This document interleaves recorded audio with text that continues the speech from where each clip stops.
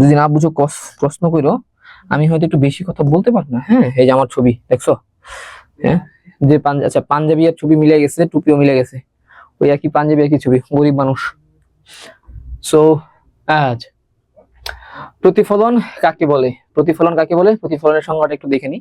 কোনো বস্তুতে যখন আলো পড়ে তখন সেটা বাধা পেয়ে যে ফিরে আসে, হ্যাঁ, কোন একটা মাধ্যমে যখন আলো পড়ে, আলো পড়া যখন সে বাধা পেয়ে ফুটবল বা বল, যেমন ক্রিকেট বল যেমন বাউন্স খায়, আলো ঠিক যখন কি করে বাউন্স খায় ফিরে আসে, সেটাকে বলা হয় আলোর প্রতিফলন। আচ্ছা, আলোর প্রতিফলনের সবচেয়ে বড় একটা উদাহরণ হচ্ছে, তুমি তোমার দিকে ধরো কেউ একজন টর্চ লাইট মারলো, তুমি যদি তোমার কাছে যদি কোনো দর্পণ অথবা আয়না থাকে, তুমি যদি ওই আয়নাটা চোখের সামনে ঠিক এইভাবে নিয়ে আসো, রাইট, এইভাবে আয়নাটা নিয়ে আসো, তো তোমার কি করবে, ওই টর্চ লাইটের আলোটা এখানে রিফ্লেক্ট করে পুনরায় ব্যাক করে যে টর্চ লাইট মারছে ওর চোখে যেয়ে পড়বে। এই যে একটা ঘটনা, সেটা হচ্ছে আলোর প্রতিফলন। আর এটার সংজ্ঞাটা হচ্ছে এই যে, কোনো বস্তুতে আলো পড়ে তা যদি বাধা পেয়ে ফিরে আসে তাকে আলোর প্রতিফলন বলে। আচ্ছা, আর একটা কি বলছে, আলোর প্রতিফলনের নিয়মগুলো কি? আচ্ছা, আলোর প্রতিফলনের নিয়ম হচ্ছে ভাইয়া দুইটা নিয়ম। হ্যাঁ, দুইটা নিয়ম আমাদের গ মার্কের জন্য লাগবে। এই দুইটা নিয়মই আমাদের গ মানে তিনের জন্য লাগবে, বুঝছো? শোনো, দেখো এখানে কি বলছে, আপতন কোণ এবং প্রতিফলন কোণ সমান, এটা আমাদের একটু বুঝতে হবে। আর এটা কিন্তু খ মার্ক, হ্যাঁ, তোমাদের বই মনে হয় এই কোশ্চেনটা আছে। আপতিত রশ্মি আপতন বিন্দুতে প্রতিফলনের উপর অঙ্কিত অভিলম্ব এবং প্রতিফলিত রশ্মি একই সমতলে অবস্থান করে, এটা আমরা ক্লাসে দেখছিলাম, রাইট? আমি মনে হয় ক্লাসটা নিছিলাম যে আপতিত রশ্মি, প্রতিফলিত রশ্মি এবং অভিলম্ব একই সারফেসে অবস্থান করে, এটা মুখস্থ করে ফেলবা। তো আমরা কি দেখবো এখন, আমাদের গ মার্ক বা 3 মার্কের জন্য যে প্রশ্নটা থাকে না, আচ্ছা একজন হাত তুলছে, আচ্ছা আচ্ছা আমি তোমাকে হাতটা এখন প্রশ্ন করবা, প্রশ্নটা পরে করো বাবা, লম্বা ক্লাস তো, আমি একটু অসুস্থ, আমি একটু আস্তে আস্তে ক্লাসটা শেষ করতে থাকি, ঠিক আছে? না বুঝতে পারলে প্রশ্ন করো। তো আপতন কোণ এবং প্রতিফলন কোণ সবসময় সমান। ভাইয়া, আপতন কোণ এবং প্রতিফলন কোণ সমান কিরকম ভাবে? তুমি ধরো, আমি যদি একটা প্রতিফলক পৃষ্ঠ আঁকো, ধরো আমি একটা আয়নার একটা প্রতিফলক পৃষ্ঠ এখানে আঁকছি, ঠিক আছে বাবা? আমি কি করলাম, একটা আয়নার প্রতিফলক পৃষ্ঠ যেখানে আঁকছি। তো তুমি কি করছো, তুমি হচ্ছে এর উপর একটা অভিলম্ব বা লম্ব আমি আগে চিন্তা করি। হ্যাঁ, আমার একটা অভিলম্ব, ঠিক এটার উপরে চিন্তা করতে হবে, এটা আমার অভিলম্ব। হ্যাঁ, এটার উপর অঙ্কিত লম্ব একটা তলের উপর। হ্যাঁ, এটা আয়না ধরতে পারো, এটা কি ধরতে পারো ভাইয়া?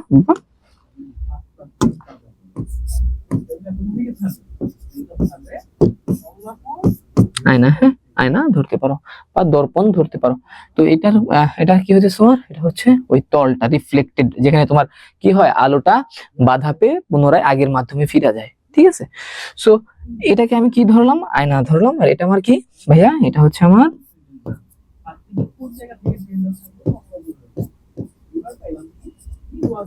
অভিলম্ব। আচ্ছা, এটুকু তো আমরা বুঝছি। তো এখন হচ্ছে আপতিত রশ্মি আমি আঁকি, আপতিত আলোক রশ্মি। এই যে ধরো তুমি একটা লেজার লাইট এইভাবে মারছো অভিলম্ব বরাবর, এটা তুমি চিন্তা করছো, অভিলম্বটা কিন্তু আমরা মনে মনে চিন্তা করে নিছি। তুমি একটা লেজার লাইট তুমি যদি এই অভিলম্ব বরাবর মারো, তাহলে সেটা কি হবে, রিফ্লেক্টেড হবে, প্রতিফলিত হবে। মানে কি, পূর্বের মাধ্যমে সে বাউন্স করে প্রতিফলিত হয়ে ফিরে যাবে, প্রতিফলিত হয়ে ফিরে গেছে না? তো আমাদের এটা কি বলতেছে, আপতন কোণ। এই কোণটা হচ্ছে কি ভাই, এই কোণটাকে আমরা কি বলি, আপতন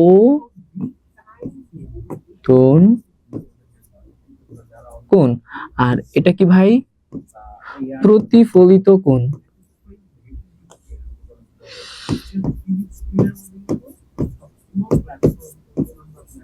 প্রতিফলিত কোণ। তো আমাদের কি বলছে, এই আপতিত কোণ এবং প্রতিফলিত কোণ সব সময় সমান হবে। কিরকম ভাবে, এই যে এটা আমি কি লিখছিলাম, এই যে তোমার হচ্ছে বিভেদ তল বলতে পারো বা আয়না বলতে পারো, এটা হচ্ছে আমার অভিলম্ব। ঠিক এই বরাবর যদি কোনো আলোক রশ্মি পড়ে এবং ঠিক এই বরাবর প্রতিফলিত হয়ে ফিরে যায়, এটা যদি তোমার 20 ডিগ্রি হয়, তাহলে এটাও অবশ্যই 20 ডিগ্রি হবে। বুঝে গেছে? এটা যদি 20 না, এটা আমি বললাম 30, তো এটা এই কোণটা তখন কি হবে ভাইয়া, এটা তখন 30 ডিগ্রি হবে। বুঝছো? 20 হলে 20, 30 হলে 30। এইটুকু তো আমরা সবাই জানি, রাইট? আমাদের অধ্যায় শেষ, আমরা কয়েকদিন পর বার্ষিক পরীক্ষা দিব, জানি না শোনারা?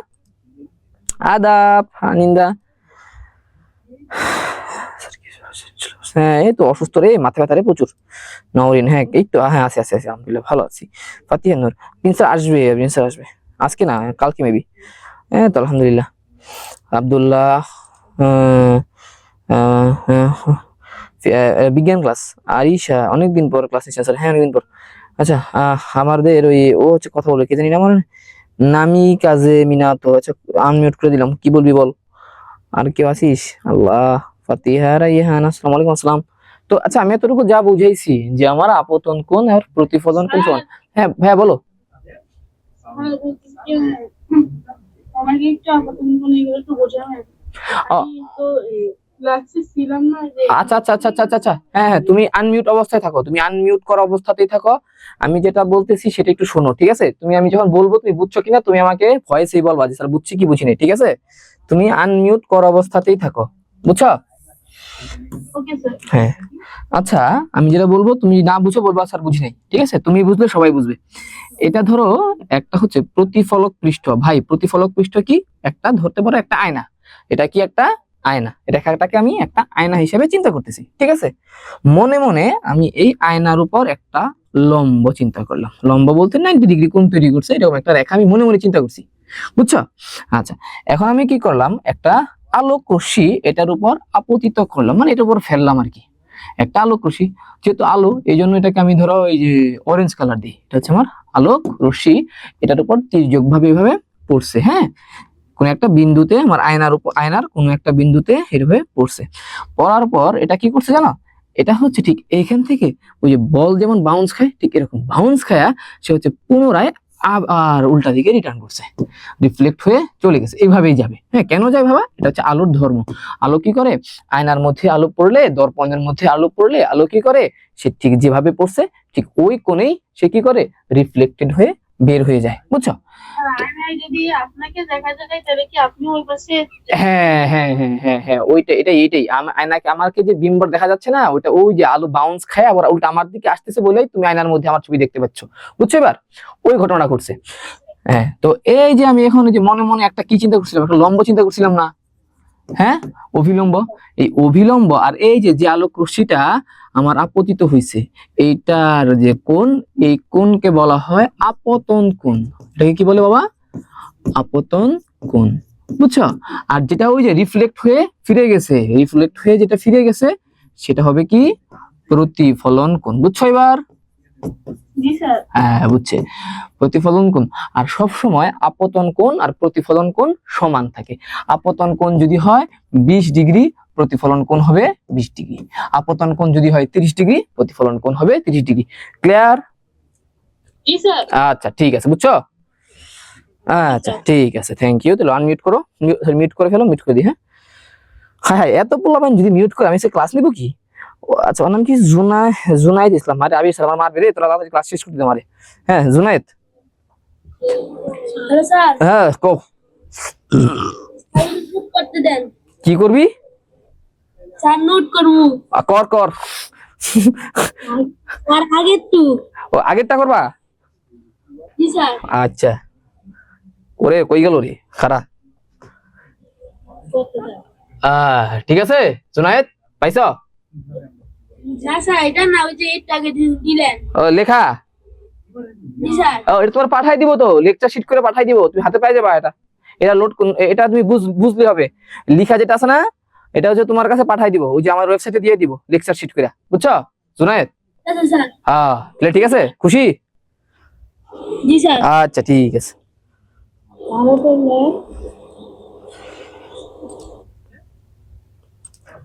হ্যাঁ অভিক কই, কি বলবো অভিক কও। আসসালামু আলাইকুম স্যার। ওয়ালাইকুম আসসালাম। হ্যাঁ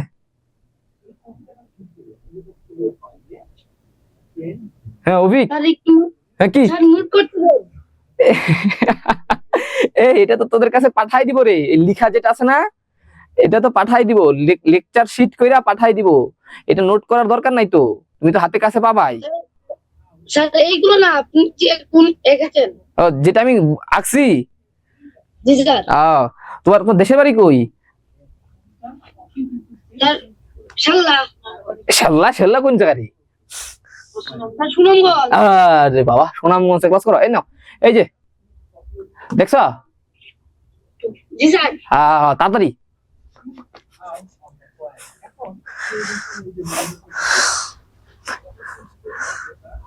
আচ্ছা, নোট করে এটা কেরা কেরা করবা।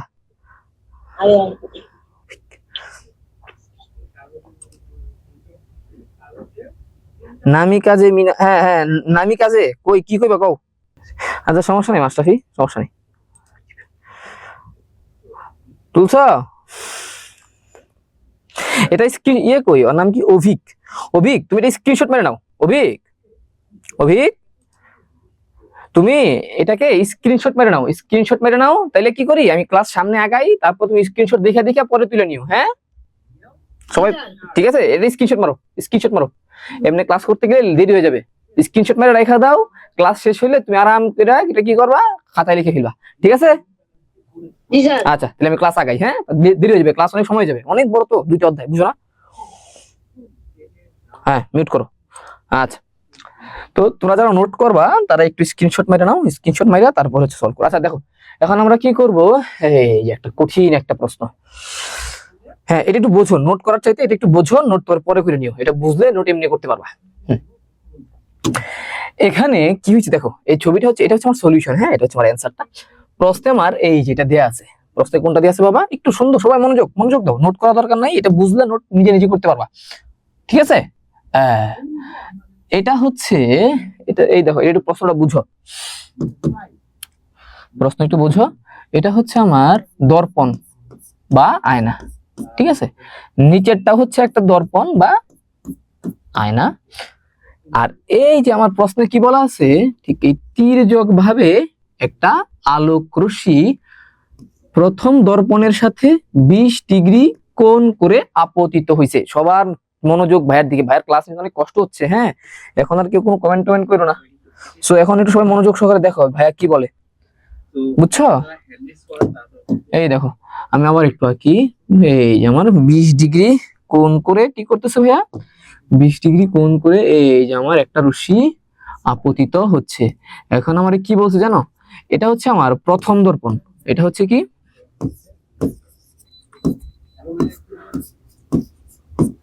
প্রথম দর্পণ। এটা হচ্ছে ভাইয়া দ্বিতীয় দর্পণ, রাইট? প্রথম দর্পণ, দ্বিতীয় দর্পণ। আমাকে প্রশ্নে কি বলছে, প্রশ্নে বলছে হচ্ছে, আরে আল্লাহ, প্রশ্নে বলছে দ্বিতীয় দর্পণ থেকে প্রতিফলিত আলোক রশ্মি অঙ্কন করে দেখাও। ঠিক আছে? তো দ্বিতীয় দর্পণে আমার আলোক রশ্মি কি হবে? হ্যাঁ দেখো, এটাকে আমি একটু সুন্দর করে রাখি, আলাদাভাবে আঁকি। সবাই একটু বোঝার চেষ্টা করো, প্রশ্নটা বুঝো কিনা আগে দেখো। হ্যাঁ আগে আমাদের প্রশ্নটা বুঝতে হবে, তাহলে তাছাড়া কিন্তু লাভ নাই। প্রশ্ন যদি না বুঝি তাহলে কি পড়বো। এটা হচ্ছে আমার প্রথম দর্পণ, ঠিক আছে? আর এইটা হচ্ছে আমাদের দ্বিতীয় দর্পণ। সবাই মনোযোগ, বাচ্চা কাচ্চারা মনোযোগ দাও। এটা হচ্ছে আমাদের দ্বিতীয় দর্পণ, এটা আমি দেখলাম প্রথম, এটা হচ্ছে দ্বিতীয়। হ্যাঁ কমেন্ট না করে একটু দেখো, দেখলে বুঝবা। তো প্রথম দর্পণ বরাবর একটা আলোক রশ্মি কি করছে জানো, একটা আলোক রশ্মি, ঠিক এই দেখো উল্টা করে ফেলছি রে। এই তো আমার একটা আলোক রশ্মি প্রথম দর্পণ বরাবর কত ডিগ্রি কোণে পড়ছে, এইখানে 20 ডিগ্রি কোণে পড়ছে।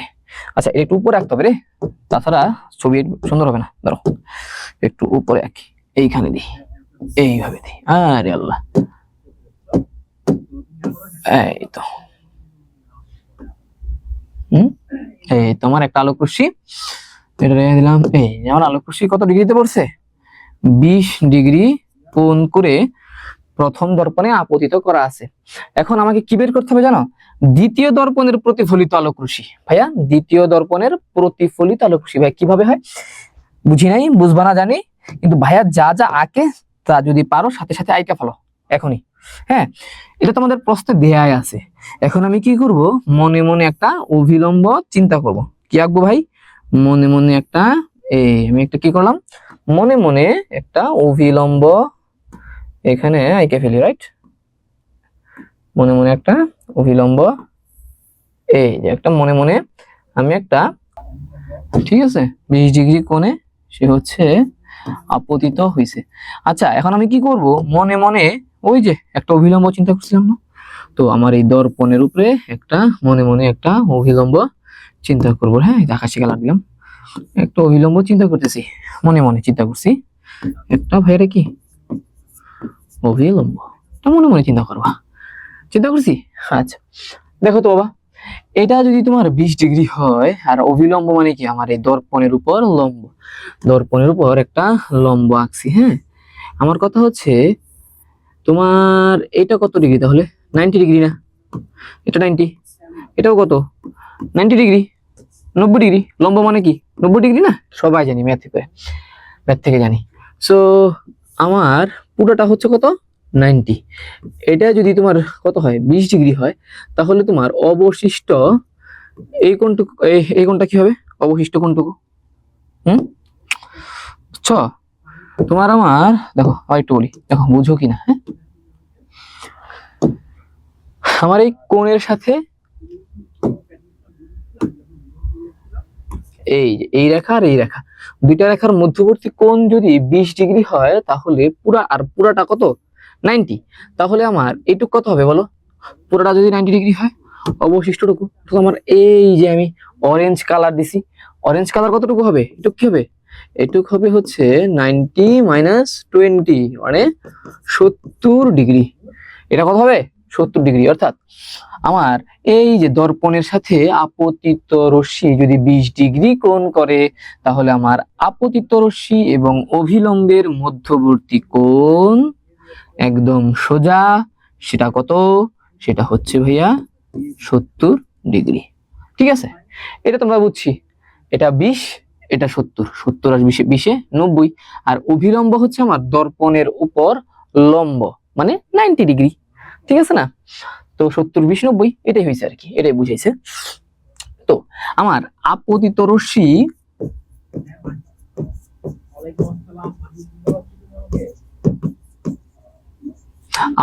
রশ্মি আর অভিলম্বের মধ্যবর্তী কোণ যদি 70 হয়, তাহলে এই যে আমরা একটু আগে দেখছিলাম যে আমার আপতিত রশ্মি থেকে যে প্রতিফলিত রশ্মি হবে, অর্থাৎ প্রতিফলন কোণ, এই 70 কিন্তু তোমার আপতন কোণ। ঠিক আছে, মাথায় রেখো, এটা কি ভাই আপতন কোণ।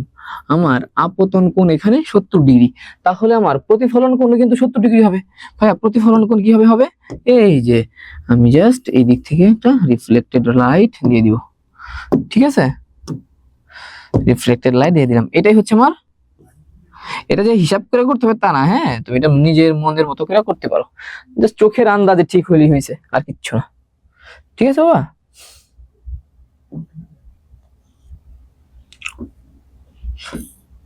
আমার এটা হচ্ছে কি, এটা হচ্ছে ভাইয়া প্রতিফলিত রশ্মি, এটা আমার আপতন কোণ, এটা তাহলে কি হবে প্রতিফলন কোণ।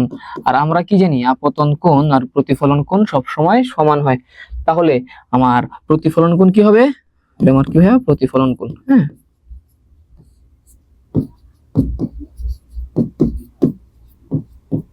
প্রতিফলন কোণ, আপতন কোণ যদি 70 ডিগ্রি হয়, তাহলে প্রতিফলন কোণ কত হবে 70 ডিগ্রি। এই যে আমরা আগেই দেখছি আপতন কোণ প্রতিফলন কোণ পরস্পর কি হয় ভাইয়া সমান হয়।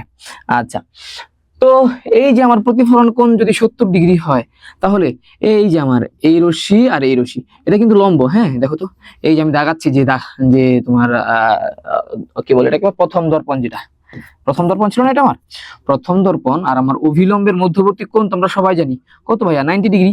তো এটা যদি 70 হয়, তাহলে আমার এই যে প্রতিফলিত রশ্মি আর আমার প্রথম দর্পণের মধ্যবর্তী কোণ 20 ডিগ্রি। ঠিক আছে, 20 + 70 90। আচ্ছা, এটা তো গেল। আচ্ছা, তাহলে তুমি কিন্তু আরেকটা জানো, তোমরা কি জানো একান্তর কোণের প্রমাণ তোমাদের পড়াইছে কিনা সেটা তো আমি জানি না ক্লাস 6-এ, যাই হোক কোনো সমস্যা নাই। আমরা কি জানি, আমরা জানি হচ্ছে ত্রিভুজের সূত্র থেকে যে ত্রিভুজের সবগুলা কোণের যোগফল কত হবে 180। এই দেখো তো, এখানে আমার একটা ত্রিভুজ গঠিত হয়েছে না।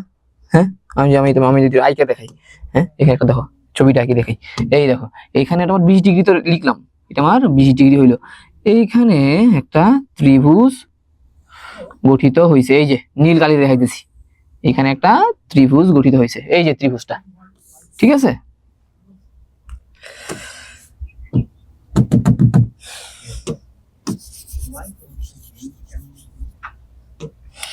এখানে একটা ত্রিভুজ গঠিত হয়েছে, ত্রিভুজের উপর কতটুকু পাইছি আমি 20 ডিগ্রি, আর এটা তোমার এই যেটুকু তো 90 ডিগ্রি সবাই জানি, কারণ আমার দুটো কি লম্ব ভাবে আছে, হ্যাঁ এটা হচ্ছে কত 90 ডিগ্রি, ঠিক আছে। আর ত্রিভুজের তিনটা কোণের সমষ্টি কত, তিনটা কোণের সমষ্টি 180 ডিগ্রি, অর্থাৎ তাহলে আমার এই কোণটা কত হবে 180 না, 20 প্লাস 90 প্লাস এই যেখানে একটা কোণ ধরলাম আমি, এটা x, হ্যাঁ x ইজ ইকুয়াল টু 180, ঠিক আছে। 20 plus 90 plus x is equal to 180। তুমি যদি এখান থেকে কি করবা জানো, 110 হয়, 20 plus 90 plus x is equal to 180, তাহলে আমার x সমান কি হয় জানো, 180 মাইনাস 110, 70। অর্থাৎ আমি এখান থেকে হিসাব করে কি পাইলাম, আমার এই কোণটা হচ্ছে 70 ডিগ্রি, ঠিক আছে। এই কোণটা কত, x is equal to 70, 70 degree.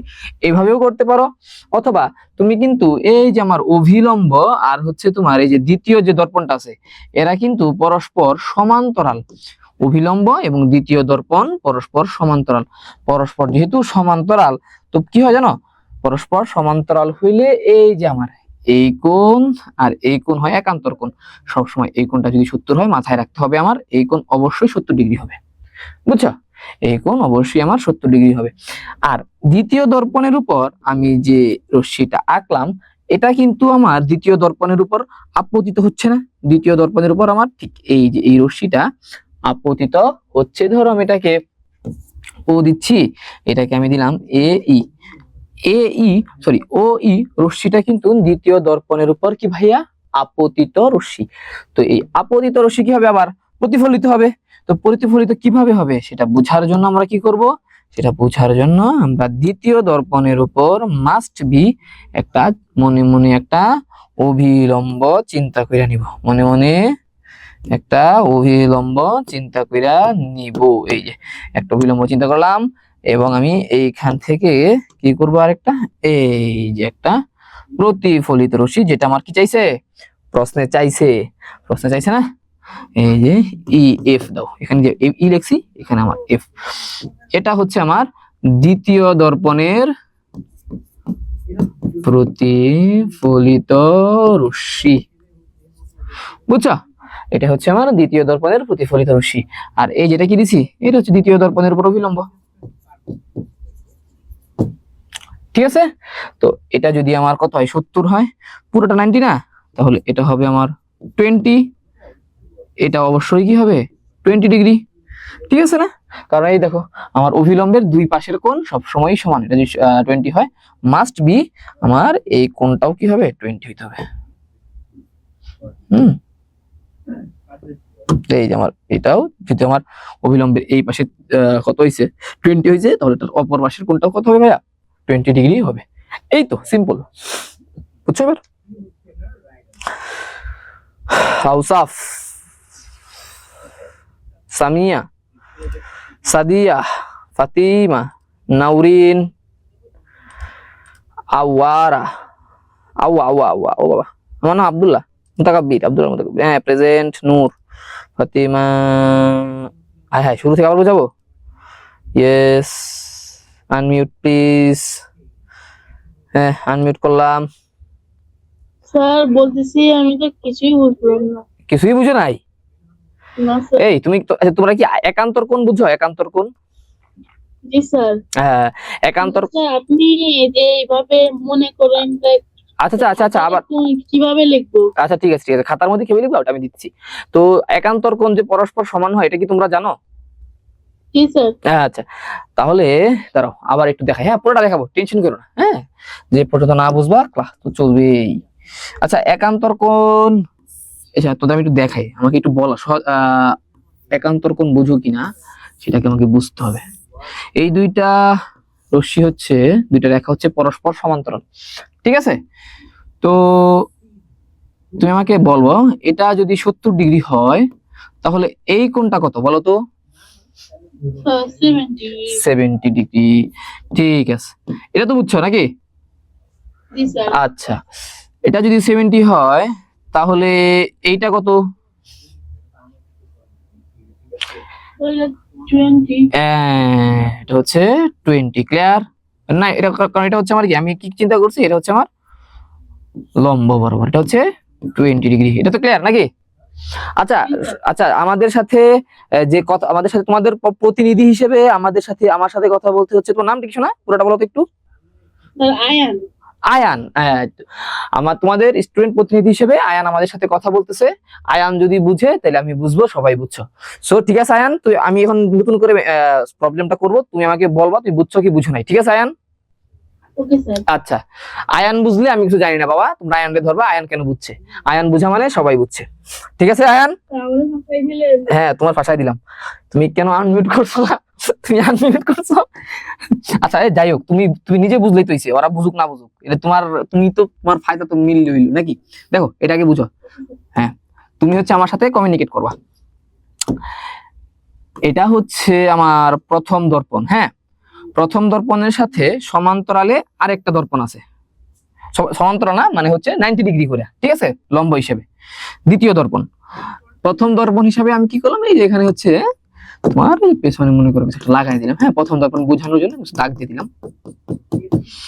এটা হচ্ছে আমার দ্বিতীয় দর্পণ। ঠিক আছে, এডুক এডুক তো বুঝছো নাকি বুঝো নাই? জি স্যার। বুঝছো? হ্যাঁ, না বুঝলে কিন্তু বলতে হবে স্যার বুঝি নাই। আচ্ছা, বুঝছে। প্রথম দর্পণের উপর আমি একটা অভিলম্ব আঁকি, একটা অভিলম্ব আঁকছি। ঠিক আছে আয়ান? কেন আঁকা হলো? অভিলম্বটা হচ্ছে তুমি যখন কোনো একটা দর্পণের মধ্যে কি ছবিটা তৈরি হয় বা আলোক রশ্মি কিভাবে প্রতিফলিত হয়, সেটা তোমাকে বুঝতে হইলে তোমাকে একটা অভিলম্ব বা ওই দর্পণের উপর মনে মনে একটা লম্ব চিন্তা করে নিতে হবে। এটা মুখস্থ। ঠিক আছে? খাতায় আঁকবো? হ্যাঁ হ্যাঁ, খাতায় আঁকতে হবে, তোমাকে অভিলম্ব খাতার মধ্যে আঁকতে হবে, বুঝছো? Okay sir. হ্যাঁ, এটা তুমি কি আঁকছো তাহলে? একটা অভিলম্ব আঁকছো। অভিলম্বের উপরে আঁকি। অভিলম্ব কিন্তু তোমার প্রথম দর্পণের উপর কত কি লম্ব না, 90 ডিগ্রি না? 90 ডিগ্রি। ঠিক আছে আয়ান, আমার সাথে কমিউনিকেট করো তুমি। তাহলে খাতা তুই পরে আঁকিস, দেখ, তখন রেকর্ডিং ভিডিও দেখে আঁকিস, তুই না বুঝলে কিন্তু কেউ বুঝবে না। দেখো আয়ান, এখন আমি কি করলাম, প্রশ্নে আমার কি আছে, একটা প্রশ্ন, এটা আমার প্রশ্নে দিয়ে আছে, বুঝছো? এই যে 20 ডিগ্রি করে একটা আলোক রশ্মি আপতিত হয়েছে, এটা আমার প্রশ্নে দেয়া আছে। হ্যাঁ, এই যে অরেঞ্জ কালারের রশ্মিটা, আর এই যে আমার 20 ডিগ্রির যে কোণটা আছে না, এই কোণ প্রশ্নে দেয়া আছে। এটা হচ্ছে আমার প্রশ্নে দেয়া আছে। এটুকু তো বুঝছি নাকি আয়ান? 20 ডিগ্রি। জি। হ্যাঁ, কারণ এটা আমার প্রশ্নে দেয়া আছে। আচ্ছা আয়ান, তুমি একটু আমারে বলো তো, এটা যদি 20 ডিগ্রি হয় তাহলে আমি এখন যে কোণটা আঁকবো, এই কোণটা কত? এই কোণটা কত বলো? So obviously 70. 70 ডিগ্রি। এটা তো বোঝার কিছু নেই। আচ্ছা, 70 ডিগ্রি যেটা আঁকছি, আর এই যে আমার প্রশ্ন যেটা দেয়া আছে, এটা তো আপতিত রশ্মি। হ্যাঁ, যে রশ্মিটা আপতিত হইছে। হ্যাঁ, যে রশ্মিটা কি হইছে? আপতিত হইছে। তাহলে 70 ডিগ্রি কি আপতন কোণ? 70 ডিগ্রি কি আপতন কোণ? আমরা কি জানি, আপতন কোণ আর প্রতিফলন কোণ সবসময় সমান হয়। তো প্রতিফলন কোণ আঁকার জন্য আমাকে কি করতে হবে? প্রতিফলিত রশ্মি আঁকতে হবে। অর্থাৎ এই যে রশ্মিটা আমার আয়নার মধ্যে পড়ছে, এইটা কি করব, এটার একটা প্রতিফলিত রশ্মি আমি এই যে আঁকছি না? এটা হচ্ছে কি আমার প্রতিফলিত রশ্মি। এটা তো বুঝছো? হ্যাঁ, এটা যদি প্রতিফলিত রশ্মি হয় আয়ান, তুমি আমাকে বলো এই কোণটা কত? স্যার এটা হ্যাঁ 70, কারণ আপতিত রশ্মি, আপতন কোণ আর প্রতিফলন কোণ সবসময় কি হয়? সমান হয়। এভাবে মাথায় রাখতে পারো, অথবা অভিলম্বের দুই পাশের কোণ সবসময় কি হবে? সমান হবে। তো অভিলম্বের এক পাশে যদি 70 হয়, অপর পাশে কি হবে বলো? 70। সাবাস, এটা হচ্ছে আমার 70 ডিগ্রি। ক্লিয়ার আয়ান? আচ্ছা, এখন তুমি আমারে বলো তো, এই যে অভিলম্ব আর হচ্ছে আমার দ্বিতীয় যে দর্পণটা আছে, হ্যাঁ, এই দ্বিতীয় দর্পণ পরস্পর সমান্তরাল। দ্বিতীয় দর্পণ কি পরস্পর সমান্তরাল। তাহলে আমার এই কোণ আর আমি এখন যে কোণটা আঁকতেছি, এই কোণটা কি বলো? পরস্পর একান্তর কোণ। একান্তর কোণ না? জি স্যার। একান্তর কোণ। তাহলে একান্তর কোণ তো পরস্পর সমান হয়। এটা যদি 70 হয়, এটা কি 70। ঠিক আছে, 70 ডিগ্রি আঁকছি, বুঝছো? হ্যাঁ, তো ওই যে তুমি আমাকে প্রশ্ন করছো, সমস্যা ছিল এই। আচ্ছা,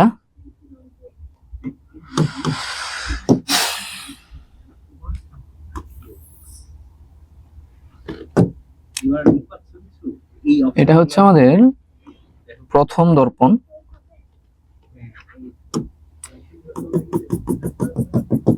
খাড়া, হ্যাঁ, এটা হচ্ছে প্রথম দর্পণ।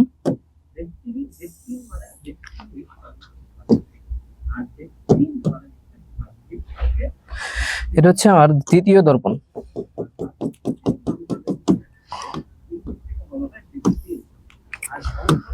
তৃতীয় দর্পণ।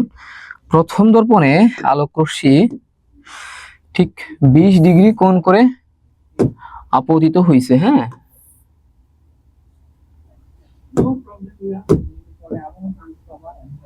ঠিক আছে, 20 ডিগ্রি কোণে সে হচ্ছে আপতিত হয়েছে। আচ্ছা, এখন আমি কি করব, মনে মনে ওই যে একটা অভিলম্ব চিন্তা করছিলাম না, তো আমার এই দর্পণের উপরে একটা মনে মনে একটা অভিলম্ব চিন্তা করব। হ্যাঁ, আকাশে কালার দিলাম, একটা অভিলম্ব চিন্তা করতেছি, মনে মনে চিন্তা করছি একটা, ভাইরে কি অভিলম্ব, এটা মনে মনে চিন্তা করবা, চিন্তা করছি। আচ্ছা দেখো তো বাবা, এটা যদি তোমার 20 ডিগ্রি হয়, আর অভিলম্ব মানে কি, আমার এই দর্পণের উপর লম্ব, দর্পণের উপর একটা লম্ব আঁকছি। হ্যাঁ, আমার কথা হচ্ছে তোমার এটা কত ডিগ্রি, তাহলে 90 ডিগ্রি না, এটা 90, এটাও কত 90 ডিগ্রি, 90 ডিগ্রি। লম্ব মানে কি 90 ডিগ্রি না, সবাই জানি ম্যাথ থেকে জানি। সো আমার পুরোটা হচ্ছে কত 90। এটা যদি তোমার কত হয় 20 ডিগ্রি হয়, তাহলে তোমার অবশিষ্ট এই কোণটুকু, এই কোণটা কি হবে, অবশিষ্ট কোণটুকু, বুঝছো? তোমার আমার দেখো, একটু বলি, দেখো বুঝো কিনা। হ্যাঁ, আমার এই কোণের সাথে এই রেখা আর এই রেখা, দুইটা রেখার মধ্যবর্তী কোণ যদি 20 ডিগ্রি হয়, তাহলে পুরাটা কত 90। তাহলে আমার এইটুক কত হবে বলো, পুরাটা যদি 90 ডিগ্রি হয়, অবশিষ্টটুকু তো আমার এই যে আমি অরেঞ্জ কালার দিছি, অরেঞ্জ কালার কতটুকু হবে, এটুক কি হবে, এটুক হবে হচ্ছে 90 - 20, মানে 70 ডিগ্রি। এটা কত হবে 70 ডিগ্রি। অর্থাৎ আমার এই যে দর্পণের সাথে আপতিত রশ্মি যদি 20 ডিগ্রি কোণ করে, তাহলে আমার আপতিত রশ্মি এবং অভিলম্বের মধ্যবর্তী কোণ একদম সোজা, সেটা কত, সেটা হচ্ছে ভাইয়া 70 ডিগ্রি। ঠিক আছে, এটা তোমরা বুঝছি, এটা 20, এটা 70, 70 আর 20 90, আর অভিলম্ব হচ্ছে আমার দর্পণের উপর লম্ব, মানে 90 ডিগ্রি। ঠিক আছে না, তো 70 20 90 এটাই হয়েছে আর কি, এটাই বুঝাইছে। তো আমার আপতিত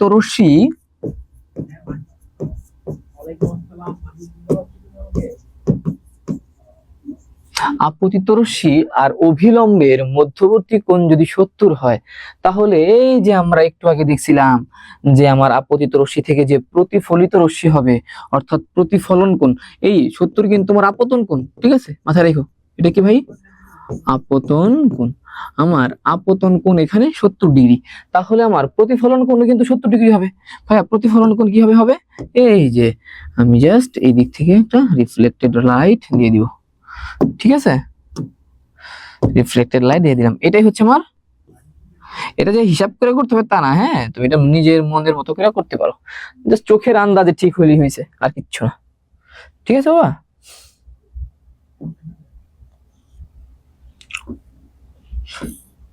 আমার এটা হচ্ছে কি, এটা হচ্ছে ভাইয়া প্রতিফলিত রশ্মি, এটা আমার আপতন কোণ, এটা তাহলে কি হবে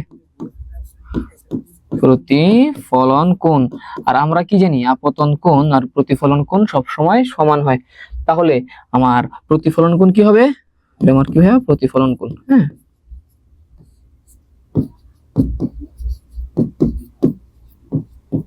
প্রতিফলন কোণ, আপতন কোণ যদি 70 ডিগ্রি হয়, তাহলে প্রতিফলন কোণ কত হবে 70 ডিগ্রি। এই যে আমরা আগেই দেখছি, আপতন কোণ প্রতিফলন কোণ পরস্পর কি হয় ভাইয়া সমান হয়। আচ্ছা, তো এই যে আমার প্রতিফলন কোণ যদি 70 ডিগ্রি হয়, তাহলে এই যে আমার এই রশ্মি আর এই রশ্মি, এটা কিন্তু লম্ব। হ্যাঁ, দেখো তো, এই যে আমি দেখাচ্ছি যে তোমার কি বলে এটাকে, প্রথম দর্পণ, যেটা প্রথম দর্পণ ছিল না, এটা আমার প্রথম দর্পণ, আর আমার অভিলম্বের মধ্যবর্তী কোণ তোমরা সবাই জানি কত ভাইয়া 90 ডিগ্রি। তো এটা যদি 70 হয় তাহলে আমার এই যে প্রতিফলিত রশ্মি আর আমার প্রথম দর্পণের মধ্যবর্তী কোণ 20 ডিগ্রি। ঠিক আছে, 20 + 70 90। আচ্ছা, এটা তো গেল। আচ্ছা, তাহলে তুমি কিন্তু আরেকটা জানো, তোমরা কি জানো একান্তর কোণের প্রমাণ তোমাদের পড়াইছে কিনা সেটা তো আমি জানি না ক্লাস 6 এ। যাই হোক, কোনো সমস্যা নাই। আমরা কি জানি? আমরা জানি হচ্ছে ত্রিভুজের সূত্র থেকে যে ত্রিভুজের সবগুলা কোণের যোগফল কত হবে? 180। এই দেখো তো, এখানে আমার একটা ত্রিভুজ গঠিত হয়েছে না? হ্যাঁ, আমি আমি আমি যদি আইকে দেখাই, হ্যাঁ এখানে একটা দেখো, ছবিটা আঁকি দেখাই। এই দেখো, এইখানে আমার 20 ডিগ্রি তো লিখলাম, এটা আমার 20 ডিগ্রি হইলো। এইখানে একটা ত্রিভুজ গঠিত হয়েছে, এই যে নীল কালি দেখাইতেছি, এখানে একটা ত্রিভুজ গঠিত হয়েছে, এই যে ত্রিভুজটা। ঠিক আছে,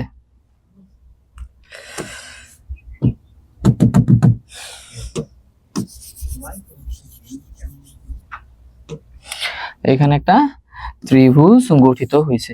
ত্রিভুজের উপর কতটুকু পাইছি আমি? 20 ডিগ্রি। আর এটা তোমার এই যেটুকু তো 90 ডিগ্রি, সবাই জানি, কারণ আমার দুটো কি লম্ব ভাবে আছে। হ্যাঁ, এটা হচ্ছে কত? 90 ডিগ্রি। ঠিক আছে, আর ত্রিভুজের তিনটা কোণের সমষ্টি কত? তিনটা কোণের সমষ্টি 180 ডিগ্রি। অর্থাৎ তাহলে আমার এই কোণটা কত হবে? 180 না? 20 + 90 প্লাস এই যেখানে একটা কোণ ধরলাম আমি, এটা x। হ্যাঁ, x = 180। ঠিক আছে, 20 + 90 প্লাস x = 180। তুমি যদি এখান থেকে কি করবা জানো? 110 হয়। 20 + 90 প্লাস x = 180। তাহলে আমার x সমান কি হয় জানো? 180 - 110, 70। অর্থাৎ আমি এখান থেকে হিসাব করে কি পাইলাম? আমার এই কোণটা হচ্ছে 70 ডিগ্রি। ঠিক আছে, এই কোণটা কত? x = 70, 70 degree. এইভাবেও করতে পারো, অথবা তুমি কিন্তু এই যে আমার অভিলম্ব আর হচ্ছে তোমার এই যে দ্বিতীয় যে দর্পণটা আছে, এরা কিন্তু পরস্পর সমান্তরাল। অভিলম্ব এবং দ্বিতীয় দর্পণ পরস্পর সমান্তরাল। পরস্পর যেহেতু সমান্তরাল, তো কি হয় জানো? পরস্পর সমান্তরাল হইলে এই যে আমার এই কোণ আর এই কোণ হয় একান্তর কোণ। সবসময় এই কোণটা যদি 70 হয়, মাথায় রাখতে হবে আমার এই কোণ অবশ্যই 70 ডিগ্রি হবে। বুঝছো? এই কোণ অবশ্যই আমার 70 ডিগ্রি হবে। আর দ্বিতীয় দর্পণের উপর আমি যে রশ্মিটা আঁকলাম, এটা কিন্তু আমার দ্বিতীয় দর্পণের উপর আপতিত হচ্ছে না। দ্বিতীয় দর্পণের উপর আমার ঠিক এই যে এই রশ্মিটা আপতিত হচ্ছে। ধরো আমি এটাকে ও দিচ্ছি, এটাকে আমি দিলাম ও ই রশ্মিটা কিন্তু দ্বিতীয় দর্পণের উপর কি ভাইয়া? আপতিত রশ্মি। তো এই আপতিত রশ্মি কি হবে? আবার প্রতিফলিত হবে। তো প্রতিফলিত কিভাবে হবে সেটা বোঝার জন্য আমরা কি করব? সেটা বোঝার জন্য আমরা দ্বিতীয় দর্পণের উপর মাস্ট বি একটা মনে মনে একটা অভিলম্ব চিন্তা করে নিব। মনে মনে একটা অভিলম্ব চিন্তা কইরা নিব। এই যে একটা অভিলম্ব চিন্তা করলাম, এবং আমি এইখান থেকে কি করব? আরেকটা এই যে একটা প্রতিফলিত রশ্মি, যেটা আমার কি চাইছে? প্রশ্নে চাইছে না? এই যে ই এফ দাও, এখানে যে ই লিখছি, এখানে আমার এফ। এটা হচ্ছে আমার দ্বিতীয় দর্পণের প্রতিফলিত রশ্মি। বুঝছো? এটা হচ্ছে আমার দ্বিতীয় দর্পণের প্রতিফলিত রশ্মি। আর এই যেটা কি দিছি, এটা হচ্ছে দ্বিতীয় দর্পণের উপর অভিলম্ব। ঠিক আছে, তো এটা যদি আমার কত হয়? 70 হয়, পুরোটা 90 না, তাহলে এটা হবে আমার 20। এটা অবশ্যই কি হবে? 20 ডিগ্রি। ঠিক আছে না? কারণ এই দেখো, আমার অভিলম্বের দুই পাশের কোণ সবসময় সমান। এটা যদি 20 হয়, মাস্ট বি আমার এই কোণটাও কি হবে? 20 হইতে হবে। এই যে আমার এটাও যদি আমার অভিলম্বের এই পাশে কত হয়েছে? 20 হয়েছে, তাহলে তার অপর পাশের কোণটাও কত হবে ভাইয়া? 20 ডিগ্রি হবে। এই তো সিম্পল। বুঝছো এবার? আউসাফ, সামিয়া, সাদিয়া, ফাতিমা, নাউরিন, আওয়ারা, ও বাবা, আমার নাম আব্দুল্লাহ মুতাকাব্বির, হ্যাঁ প্রেজেন্ট। নূর, ফাতিমা, হায় শুরু থেকে আবার বোঝাবো? Yes, unmute please. হ্যাঁ, আনমিউট করলাম। স্যার বলতেছি, আমি তো কিছুই বুঝলাম না। কিছুই বুঝো নাই? না স্যার। এই তুমি আচ্ছা তোমরা কি একান্তর কোণ বুঝো? একান্তর কোণ? জি স্যার। হ্যাঁ, একান্তর। স্যার আপনি যে এইভাবে মনে করেন আচ্ছা আবার কিভাবে লিখবো? আচ্ছা ঠিক আছে খাতার মধ্যে কি লিখবো ওটা আমি দিচ্ছি। তো একান্তর কোণ যে পরস্পর সমান হয় এটা কি তোমরা জানো? জি স্যার। আচ্ছা তাহলে দাঁড়াও আবার একটু দেখাই, হ্যাঁ পুরোটা দেখাবো, টেনশন করো না। হ্যাঁ, যে পর্যন্ত না বুঝবা ক্লাস তো চলবেই। আচ্ছা একান্তর কোণ, আচ্ছা তোদের আমি একটু দেখাই, আমাকে একটু বলো একান্তর কোণ বুঝো কিনা সেটাকে আমাকে বুঝতে হবে। এই দুইটা রশ্মি হচ্ছে, দুইটা রেখা হচ্ছে পরস্পর সমান্তরাল, ঠিক আছে? তো তুমি আমাকে বলবো এটা যদি 70 ডিগ্রি হয় তাহলে এই কোণটা কত বলো তো? 70। 70 ডিগ্রি, ঠিক আছে। এটা তো বুঝছো নাকি? জি স্যার। আচ্ছা এটা যদি 70 হয় তাহলে এইটা কত? 20। এটা হচ্ছে 20। আবার বোঝাবো ফিরোজা? আচ্ছা ফিরোজা দেখো, ধরো তুমি তুমি তুমি তুমি আনমিউট করো ফিরোজা, তুমি আনমিউট করো, না বুঝতে পারলে আমাকে প্রশ্ন করবা। হ্যাঁ ফিরোজা, এই শোনো শোনো, এখন ফিরোজা যদি বুঝে আমি কিছু জানি না, ফিরোজার কাছ থেকে তোমরা বুঝে নিবা, ফিরোজার আমি বুঝাই দিচ্ছি, ঠিক আছে? ফিরোজা তুমি কি রাজি?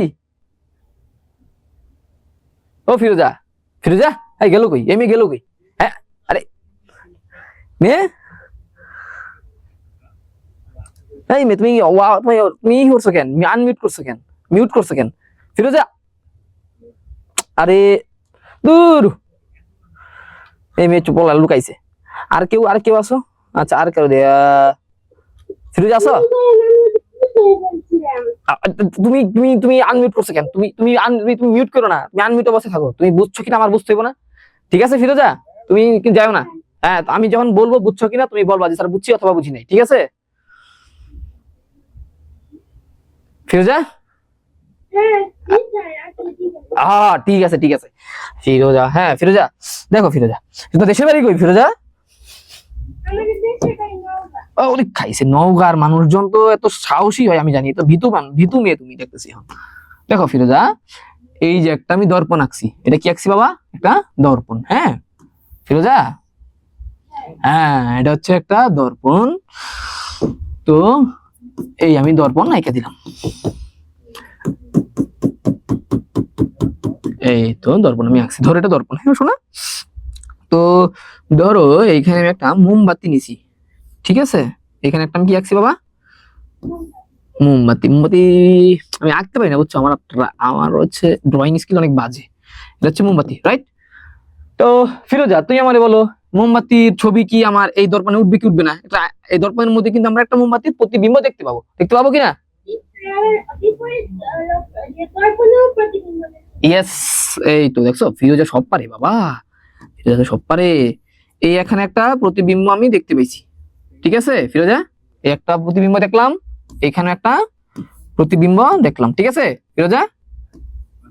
আচ্ছা তো একটা মোমবাতির দুই পাশে দুইটা বিম্ব দেখতে পেলাম।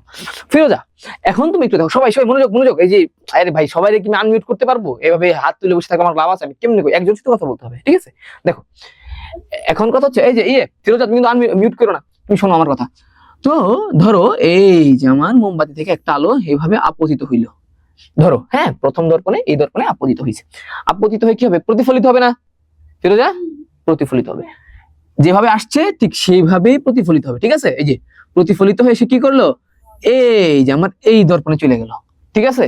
গেছে গেছে আবার এইখানে আপতিত হয়েছে না একই দর্পণে, এটার প্রতিফলিত আলোটা আমার এই দর্পণে কি হয়েছে, সেকেন্ড দর্পণে আপতিত হয়েছে।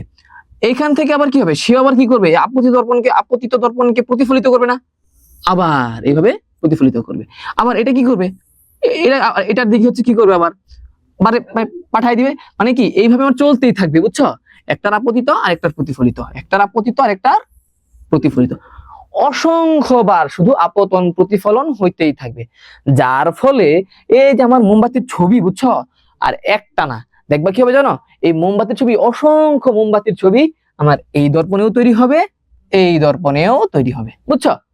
তো বিম্ব হবে কি, বহুবিম্ব, বহু সংখ্যক প্রতিবিম্ব আমরা দেখতে পাবো। এটা কি বুঝতে পারছো শোনা? জি স্যার। ঠিক আছে। তো এখন আমরা কি করব? এখন আমরা হচ্ছে সেকেন্ড ম্যাথে চলে যাব। আল্লাহ, দেখো এই যে সময়ের সাপেক্ষে স্থিতি কাকে বলে, হ্যাঁ এটা আমরা চলে গেলাম, সেকেন্ড অধ্যায় চলে গেলাম। সেকেন্ড অধ্যায়টা হচ্ছে কিসের? গতির অধ্যায়। এটা মজার, একদম একদম মজা। দেখো বাবা, আচ্ছা তাহলে ফিরোজা মিউট করো তাহলে বাবা, তুমি যেহেতু বুঝছো। হ্যাঁ ঠিক আছে, নতুন অধ্যায়, হ্যাঁ যা আগের যেটা অধ্যায় বুঝছো আশা করি এটা শেষ হয়ে গেছে। সেকেন্ড অধ্যায়টা ওই আগের অধ্যায় যে ম্যাথ গুলা বুঝতে, মানে সরি আমি যে ছবিটা আঁকছি না, ওই ছবিটা বুঝলে ওই অধ্যায়ের বেসিক পুরোটা ক্লিয়ার হয়ে যাবে। ঠিক আছে শোনা? দেখো, আর তোমরা হচ্ছে কমেন্ট করতে পারো, কমেন্ট করো বুঝছো। সবাইকে মিউট করতে গেলে বাবা আমার ক্লাস নিয়ে হবে, আমি অসুস্থ মানুষ। আলোর ঘটনা, ঠিক আছে। আল্লাহ, আমার প্রবলেম গুলো সব কমেন্ট করছে, আমি সরি বাবা, আমি একদম এক্সট্রিমলি সরি। কি শোনা যায় না? হেয়া হেয়া, এই হেয়া হতে হেয়া কই, হেরা হেরা হেয়া, হ্যাঁ হেয়া কি বলতেছো বলো। আর আমার নাম হচ্ছে আব্দুল্লাহ। হ্যাঁ হাই স্যার, আরে আমার কতগুলো পোলাপাইন কমেন্ট করছে রে। ভাই আপনার বাড়ি? আমার বাড়ি ঢাকায় বাবা, নাম হচ্ছে ওয়াসিফা। হ্যাঁ কে জানি আনমিট করছে, বলো কথা বলো। আরে না, ওয়ালাইকুম আসসালাম, আমার নাম আব্দুল্লাহ। এই আনমিট কে করছে, কথা বলে না কেন? না হিয়ান কোন স্যার, এখন গতি করবো। আশরাফুল ইসলাম, এটা এখন করবো গতি। এই কই আনমিট আলী কই গেল? না রে, আচ্ছা একটা চাইনিজ জাপানিজ নাম আছে, ওর নাম জানি কি, ওর এটা আনমিট করি। এই দেখ একজন আনমিট করার চান্স দিছি, এটা কথা কত? এই যে একটা উল্টো পাল্টা নামের একটা নাসিস, হ্যাঁ কে? আমি তো আজ টু আনমিট দিছি, দেখ দেখ কথা বল। হ্যালো, আসো কেউ? আচ্ছা ও মনে কথা বলো, লজ্জা পাইছে। তো আচ্ছা জান্নাতুল ফেরদাউস মারিয়াম, হ্যাঁ আনমিউট করতে দিছি, হ্যাঁ কথা বলো।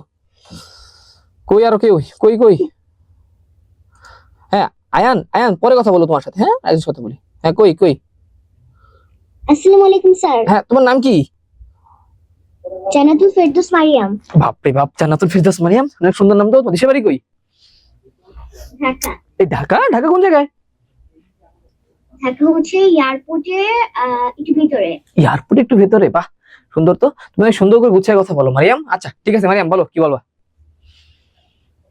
জি স্যার, আমার শুনতে একটু প্রবলেম হয়, আপনি যে মানে বলেন আর কি একটু প্রবলেম হয়। ও আমি একটু স্পিডে কথা বলি, স্পিডে কথা বলি। হ্যাঁ স্যার। ও আচ্ছা সরি শোনা। আচ্ছা ঠিক আছে, তো তুমি একটু আমার সাথে থাকো, তুমি যেহেতু আনমিউট করছোই, তোমার সাথে সাথে একটু আগাই। তুমি আমি যখন কথা বলবো বলবা ভাইয়া আমি আপনার এই একটু আগে যেটা বলছেন সেটা বুঝি নাই, এটা আবার বলেন তো। পারবা না যদি কথা না বুঝো? জি। হ্যাঁ ঠিক আছে। জান্নাতুল ফেরদৌস মারিয়াম, তুমি কোন স্কুলে পড়ো মারিয়াম? আমি হচ্ছে Goalanda Syed government girls high স্কুলে পড়ি। এত বড় স্কুলে পড়ো তুমি, এত বড় নাম বাবারে। আচ্ছা আবির স্যার চলে আসছে। আচ্ছা স্যার একটা লাস্ট ম্যাথ তাই শেষ। তো আচ্ছা এগুলো তুমি একটু পড়ে নিও, হ্যাঁ প্রসঙ্গ কাঠামো কাকে বলে, এগুলো তো বেশি, এগুলো জাস্ট সংজ্ঞা, তোমরা নিজেরা রিডিং করতে পারো, একবার পড়লেই হয়ে যাবে। এখন আমরা যেটা দেখবো সেটা হচ্ছে গড় বেগ কাকে বলে। হ্যাঁ এই তুমি যাও না জান্নাতুল ফেরদৌস মারিয়াম, যাওয়া যাবে না, যাওয়া যাবে না। Yes sir. হ্যাঁ হ্যাঁ থাকতে হবে। আচ্ছা এখন আমাদের কে কি বলছে, এ বিন্দু থেকে সি বিন্দু পর্যন্ত কণাটির গড় বেগ বের করো। আচ্ছা আমরা কি জানি গড় বেগের সংজ্ঞার সূত্রটা কি জানো? গড় বেগ বলতে আমাদের বোঝায় সরণ বাই সময়, সরণ বাই সময়। সরণও বলতে পারো অথবা দূরত্ব বলতে পারো, যাই বলো না কেন। হ্যাঁ বেগ তো সরণই বলি, দূরত্ব না বলি। আচ্ছা এই সূত্র তো জানো তুমি না মারিয়াম? জি স্যার। হ্যাঁ আচ্ছা মারিয়াম তুমি আমাকে একটু বলো তো বাবা, ছবিটা কি দেখা যাচ্ছে? এ বি সি বোঝা যাচ্ছে? ছবি দেখো তো একটু। আছে। হ্যাঁ বোঝা যাচ্ছে, ঠিক আছে। তো এ থেকে বি এর দূরত্ব হচ্ছে 8 মিটার। এ থেকে বি এর দূরত্ব কত বাবা? 8 মিটার। চাইলে 8 8 লেখা, 8 লিখি, 8 মিটার। এবং বি থেকে সি এর দূরত্ব হচ্ছে 4 মিটার, ঠিক আছে? হ্যাঁ এ থেকে বি 8 মিটার এন্ড বি থেকে সি 4 মিটার। আচ্ছা শোনা, তাহলে আমি যদি বলি এ থেকে সি ইজ ইকুয়াল টু, আমি কি লিখতে পারি এ বি প্লাস বিসি? লেখা যায়? জি স্যার লেখা যায়। লেখা যায়। তাহলে আমার এটা কত হবে? এই 8 প্লাস 4, 8 প্লাস 4 কত হয়? বলো। 12 12। ও সাবাস। আচ্ছা আমি তো বাংলা ইংরেজি মিলে ফেলছি রে। 12, ঠিক আছে, এটা হচ্ছে আমার 12 মিটার। তাহলে আমাদের সরণ কত বলো? সরণ হচ্ছে 12 মিটার। 12 মিটার। শেষ। আচ্ছা, এ থেকে বিতে আমার সময় কত নিছে? দেখো তো বাবা, 3 সেকেন্ড। কত সেকেন্ড? 3 সেকেন্ড। 3 সেকেন্ড। আচ্ছা, বি থেকে সি তে দেয়া আছে 1 সেকেন্ড। হ্যাঁ, 1 সেকেন্ড। 1 সেকেন্ড। 1 সেকেন্ড। তাহলে মোট সময় কত হবে বলো তো? 4 সেকেন্ড। বাহ, বাপরে বাপ, এ তো ব্রিলিয়ান্ট একটা মেয়ে। কেমনে করে টুস টুস করে বলে দেয় একদম। AK-47, AK-47 চিনো? না স্যার। AK-47 হচ্ছে জানো পৃথিবীর সবচেয়ে স্পিডি বন্দুক, একদম দাম দাম গুলি বেরোয়। এটা হচ্ছে 4.5 সেকেন্ড, ঠিক আছে? জি। হ্যাঁ তোমার তো আমি কিন্তু এখন আমি তো বেগের সূত্র জানি। সরণ বাই সময়। আমার সরণ আমি পেয়ে গেছি, সময় আমি পেয়ে গেছি না? সরণ পাইছি আমি 12, সময় পাইছি আমি 4 সেকেন্ড, নাকি? জি। হ্যাঁ, তো বেগ হচ্ছে সরণ বাই সময়। সরণ পাইছি হচ্ছে আমি কত পাইছি? 8 মিটার। 8 মিটার। হ্যাঁ, আর সময় পাইছি হচ্ছে আমি কত সেকেন্ড? 4 সেকেন্ড। এই সাবাস, 4 সেকেন্ড। হ্যাঁ, তাহলে কত হয়? বেগ কত হয়? 8/4। 8 কে 4 দিয়ে ভাগ করলে 2 হয় না? 2 হ্যাঁ, 2 মিটার পার সেকেন্ড। সেকেন্ড। এই বেগ কি বোঝা গেছে? গড় বেগ ছিল আর কি আমার, বোঝা গেছে? জি। ম্যাথ কি বুঝছো? জি। আচ্ছা ঠিক আছে, ভাইয়ার কথা এখন বোঝা গেছে। স্পিডে কথা বলছি কিন্তু আমি AK-47 এর মতো। এবার কি বুঝছো? হ্যাঁ। ঠিক আছে শোনা, তাহলে আবার কথা হবে, রাখি। আল্লাহ হাফেজ। আল্লাহ হাফেজ। ভাই 42। হ্যাঁ, কি যাবে? আমি কব এই ইওয়ালা লিখে দিয়েছে 5 মিনিটের বিরতি, তারপর আমি স্যার আচ্ছা, আরেকটা আছে, ক্লাস ঘ আছে, তাই শেষ। আচ্ছা, এখন আমরা লাস্ট এটা দেখবো ঘ। তোমরা কে কথা বলতে চাও? এই বারবারে আনমিউট প্লিজ। আরে তোর ওর নাম হচ্ছে আয়ান। এই আয়ান মেয়েটারে ছেলের নামে আমি তো ভুলে গেছি, তারপর কবার আনমিউট করবো? হ্যাঁ আয়ান, কি কবি? স্যার কইতাছি কি যে আইন নাকি লেকচারশিট দিবেন। ও হ্যাঁ হ্যাঁ হ্যাঁ আন্টি, লেকচার শিট দেওয়া হবে, এটা কোনো টেনশন নাই। আমরা হচ্ছে ওই যে এখন যদি মানে ও যদি হাতে লিখে, বুঝছেন, তাহলে অনেক সময় চলে যাবে।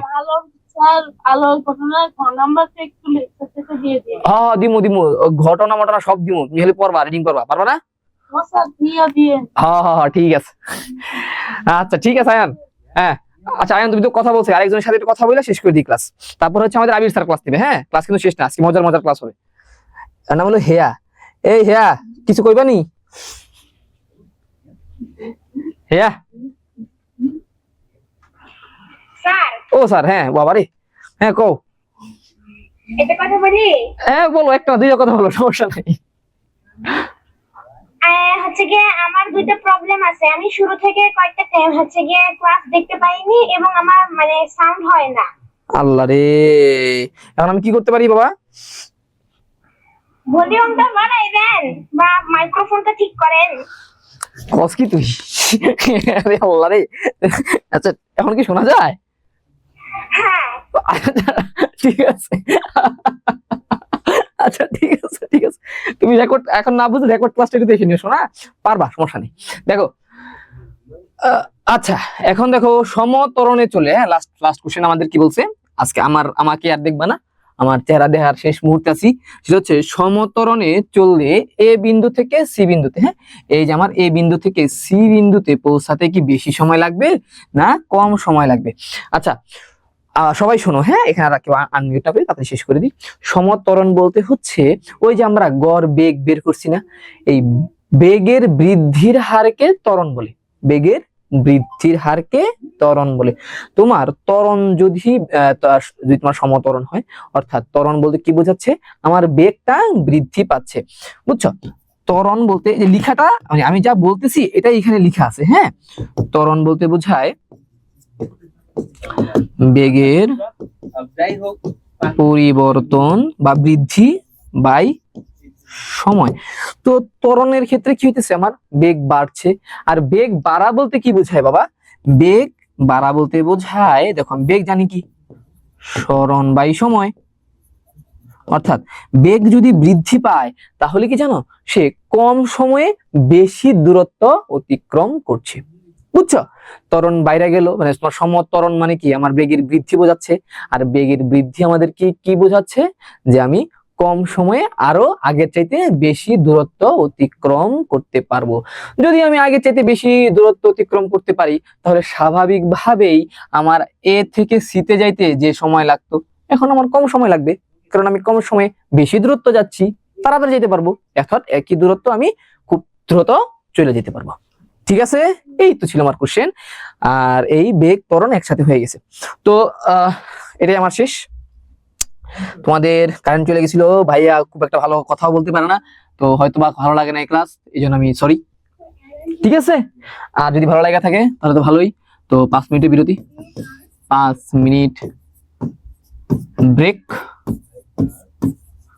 তারপর হচ্ছে আমাদের আবির স্যার চলে আসবে। 5 মিনিট ব্রেক, তারপর আবির স্যার চলে আসবে। ঠিক আছে, মাথা ব্যথা রে, টাটা টাটা, বাই বাই। মিশ্রণ এই অধ্যায়টি আজকে আমি তোমাদের সাথে নিতে এসেছি। সো তোমাদের অলরেডি মোতাকাব্বির স্যার হচ্ছে বল এবং আলো এই দুইটি অধ্যায় অলরেডি পড়িয়েছেন। সো তারই ধারাবাহিকতায় আজকের হচ্ছে শেষ লেকচার বা শেষ চ্যাপ্টার আজকে মিশ্রণ। এই মিশ্রণটির মাধ্যমে আজকে তোমাদের ক্লাসটি শেষ হবে। সো খুবই ছোট্ট একটি চ্যাপ্টার, খুবই অল্প সময় আমি ক্লাসটি শেষ করে দিব, যেহেতু অনেকক্ষণ তোমরা ধৈর্য ধরে ক্লাস করেছো। সো আমি খুব তাড়াতাড়ি ক্লাসটি শেষ করে দেওয়ার চেষ্টা করবো ইনশাআল্লাহ। সো তোমরা সবাই একটু মনোযোগ দিয়ে ক্লাসটি করবে। স্যার আরেকটি কথা, ক্লাসে একটু জোরে কথা বললেন, আপনার কথা শোনা যায় না, এবং কি একটু বুঝিয়ে দিয়েন, আমি বুঝতে পারি না। আচ্ছা ঠিক আছে বাবা, আমি চেষ্টা করব জোরে কথা বলার জন্য এবং তোমাকে ঠিকঠাক বুঝাই দেওয়ার জন্য। ওকে, আমি বাকিদের যারা হ্যান্ড রেজ করেছো আমি আনমিউট করেছিলাম। আচ্ছা, আর কে কিছু বলতে পারো, আমি ক্লাসটি শুরু করে দিব। আসসালামু আলাইকুম স্যার। ওয়ালাইকুম আসসালাম, কে বলছিলা?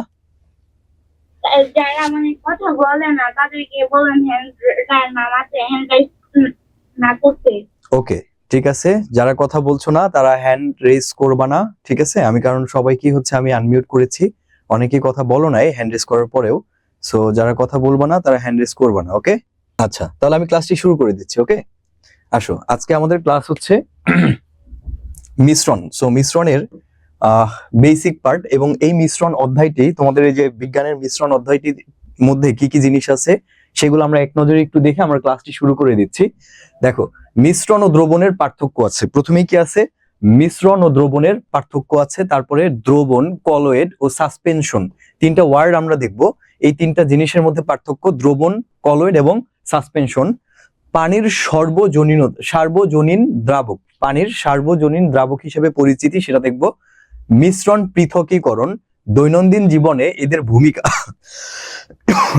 সরি, দ্রবণে তাপমাত্রার প্রভাব, এই জিনিসগুলোই আমরা এখানে দেখব। সো প্রথমে আমরা যে টপিকটা দিয়ে শুরু করব সেটা হচ্ছে মিশ্রণ। ওকে, আমরা প্রথমেই হচ্ছে মিশ্রণটি দিয়ে শুরু করতে যাচ্ছি। সো এখানে কিছু এক্সপেরিমেন্ট আছে। আচ্ছা, এখান থেকে আমরা দেখি, প্রথমে দেখি আমরা মিশ্রণ জিনিসটিকে। আসলে মিশ্রণ বা ইংরেজিতে আমরা এটাকে মিক্সচার বলি। মিক্সচার অর্থাৎ কোনো কিছুর সাথে কোনো কিছু যদি আমি মিশাই, একটা জিনিসের সাথে, একটা পদার্থের সাথে আমি আরেকটা পদার্থ যদি মিশাই, মেশানোর পরে আমি নতুন যে জিনিসটা পাবো বা নতুন যে মিক্স করা একটা পদার্থ পাবো, এটাই হচ্ছে মিশ্রণ বা মিক্সচার। বুঝতে পেরেছো? তার মানে একটি পদার্থের সাথে আরেকটি পদার্থের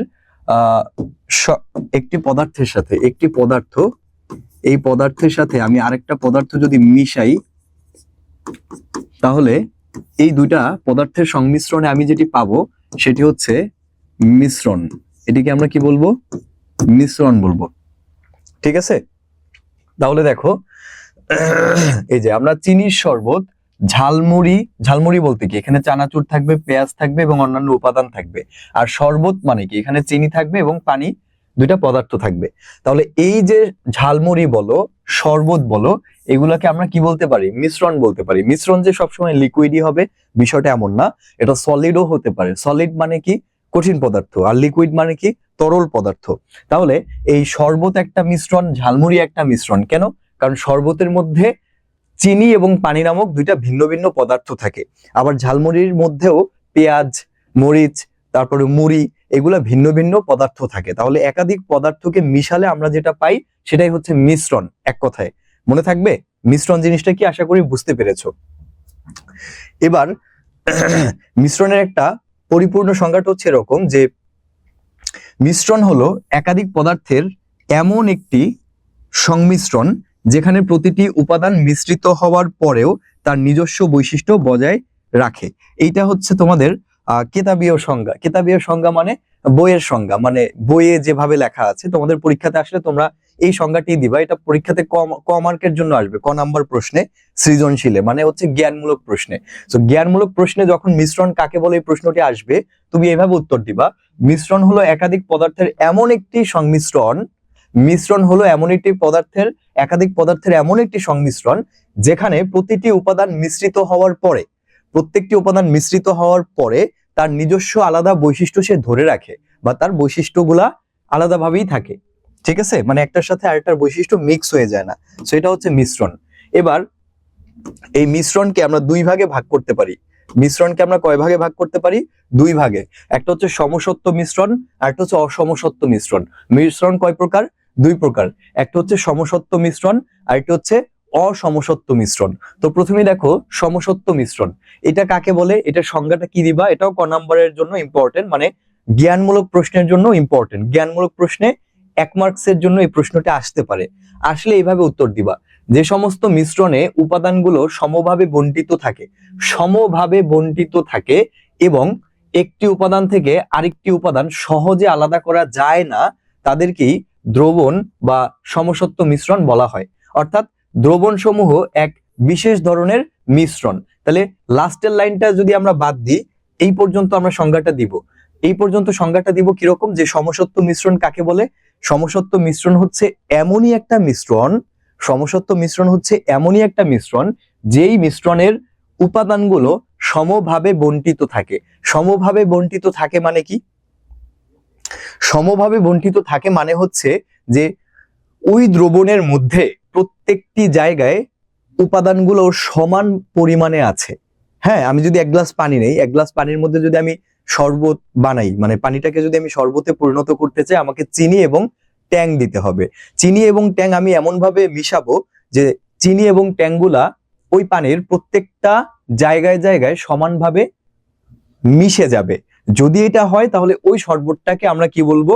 সমসত্ব মিশ্রণ। কি বলবো? সমসত্ব মিশ্রণ বলবো। বুঝতে পেরেছো? তাহলে এটাই হচ্ছে সংজ্ঞা।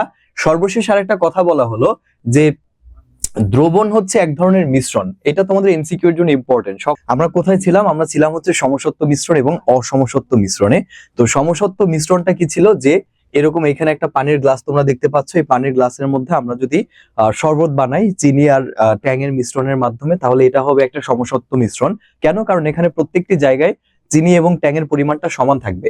আর এই যে অসমসত্ব মিশ্রণ, এটা একটা চানাচুর দেখতে পাচ্ছ, বা হচ্ছে একটা ড্রাই ফ্রুটের একটা মিক্সচার তোমরা দেখবা।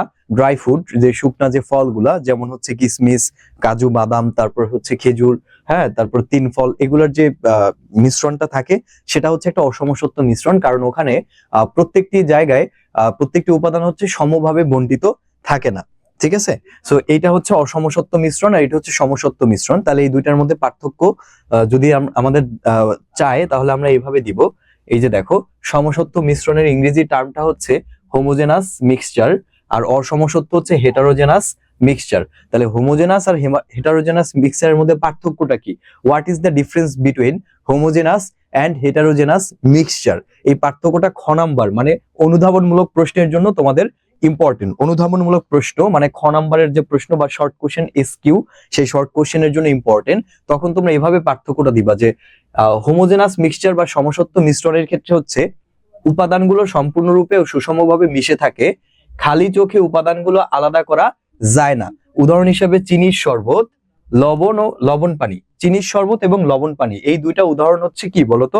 হোমোজেনাস মিক্সচার বা সমসত্ব দ্রবণের, এদের আমরা দ্রবণ বলে থাকি। আর অসমসত্ব মিশ্রণ বা হেটারোজেনাস মিক্সচার হচ্ছে, অসমসত্ব মিশ্রণটা হচ্ছে উপাদানগুলো সুষমভাবে মিশে থাকে নয়াকারে না, খালি চোখে উপাদানগুলো আলাদা করা যায়। উদাহরণ হচ্ছে ঝালমুড়ি, তারপরে হচ্ছে বালি পানি মিশ্রণ, এদের আমরা সাসপেনশন বা কলয়েড বলবো। তাহলে সাসপেনশন বা কলয়েড কাদেরকে বলবো? সাসপেনশন বা কলয়েড হচ্ছে অসমসত্ব মিশ্রণগুলা। আর দ্রবণ কাদেরকে বলবো? দ্রবণ হচ্ছে সমসত্ব মিশ্রণগুলা। যদি এই দুইটার মধ্যে পার্থক্য চাই তাহলে আমরা এভাবে পার্থক্যটা দিব, খ নাম্বারের জন্য ইম্পর্টেন্ট, মানে হচ্ছে অনুধাবনমূলক প্রশ্নের জন্য এটা ইম্পর্টেন্ট, ঠিক আছে? তারপরে দেখো দ্রব ও দ্রাবক জিনিসটা কি। দ্রব ও দ্রাবক, দেখো সহজ কথায় চিন্তা করো, এখানে কি আছে, একটা 1 গ্লাস পানি আছে, পানির মধ্যে চিনি দেওয়া হচ্ছে, ঠিক আছে? কি দেওয়া হচ্ছে? চিনি দেওয়া হচ্ছে। তাহলে মনে রাখবা, একটা গ্লাসের মধ্যে আমি যদি চিনি দিয়ে চিনিটা ভালো মতো গুলে ফেলি, গোলার পরে যেই চিনির পানির যেই নতুন একটা পদার্থ পাবো, যে চিনির পানির যে একটা মিশ্রণ পাবো, এটাকে আমরা বলবো হচ্ছে দ্রবণ। এটাকে আমরা কি বলবো? দ্রবণ বলবো। বুঝতে পেরেছো? চিনি আর পানি একসাথে মিক্স করার পরে আমরা যে চিনির পানি পাবো, ওইটা হচ্ছে একটা চিনির পানির দ্রবণ। ওই মিশ্রণটাকে আমরা চিনির পানির দ্রবণ বলবো। এই দ্রবণের মধ্যে চিনি হচ্ছে কি? দ্রব। চিনি কি? দ্রব। আর পানি হচ্ছে দ্রাবক। পানিটা হচ্ছে দ্রাবক। তাহলে এই পানি একটা দ্রাবক, পানি কি? দ্রাবক। আর এই চিনিটা কি? দ্রব। এই চিনিটা কি? দ্রব। এই দ্রাবক আর দ্রব মিক্স হয়ে একসাথে যে জিনিসটা তৈরি করলো সেটা হচ্ছে দ্রবণ। এটাকে আমরা কি বলবো? দ্রবণ। তাহলে দ্রব প্লাস দ্রাবক ইকুয়াল টু দ্রবণ। দ্রব প্লাস দ্রাবক ইকুয়াল টু দ্রবণ। তাহলে দ্রাবক কাকে বলে? দ্রাবক হচ্ছে কোনো একটি দ্রবণে যেই পদার্থের পরিমাণটা বেশি থাকে, তুলনামূলকভাবে যেই পদার্থের পরিমাণটা বেশি থাকে তাকে আমরা দ্রাবক বলবো। মানে যার ভিতরে আমরা একটা পদার্থকে মিক্স করব, গোলাবো, যার ভিতরে গোলাবো, কার ভিতরে? যেটার পরিমাণটা স্বাভাবিকভাবে বেশি থাকবে তার ভিতরেই তো আমরা অন্য একটা পদার্থ মিক্স করব, তাই না? তো যার পরিমাণটা বেশি থাকবে সে হচ্ছে দ্রাবক বা সলভেন্ট। সলভেন্ট বা দ্রাবক। তো এখানে চিনির পানির দ্রবণের ক্ষেত্রে পানি হচ্ছে দ্রাবক, যেহেতু পানির পরিমাণটা বেশি, চিনির থেকে পানির পরিমাণ বেশি না, এই জন্য পানি দ্রাবক। আর চিনি যেটা আমরা মিশাবো সেটার পরিমাণ খুব স্বাভাবিক কম থাকবে, সে কম জিনিসটাকে আমরা দ্রব বা সলিউট বলবো। দ্রব বা সলিউট বলবো। তাহলে যেহেতু চিনির পানির দ্রবণের মধ্যে চিনির পরিমাণটা কম, এই চিনি হচ্ছে দ্রব বা সলিউট।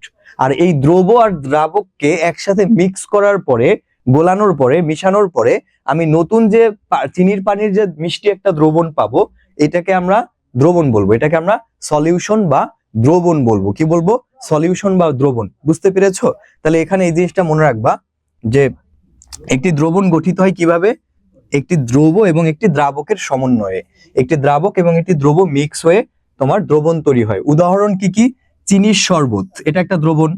তারপরে যেখানে কি বলতো, পানি হলো দ্রাবক। দেখছো পানি কি? দ্রাবক, যেহেতু পানির পরিমাণটা বেশি, এবং চিনি হলো দ্রব। বুঝতে পেরেছো? তাহলে দ্রব আর দ্রাবক জিনিসটা আশা করি বুঝতে পেরেছো। কারো কোনো প্রশ্ন থাকলে বলতে পারো, এতটুকুর মধ্যে কারো কোনো প্রশ্ন থাকলে বলতে পারো। চ্যাপ্টার লেকচার শিট আমি দিব মাশরাফি। ফাতিহা, নো প্রবলেম হিয়া।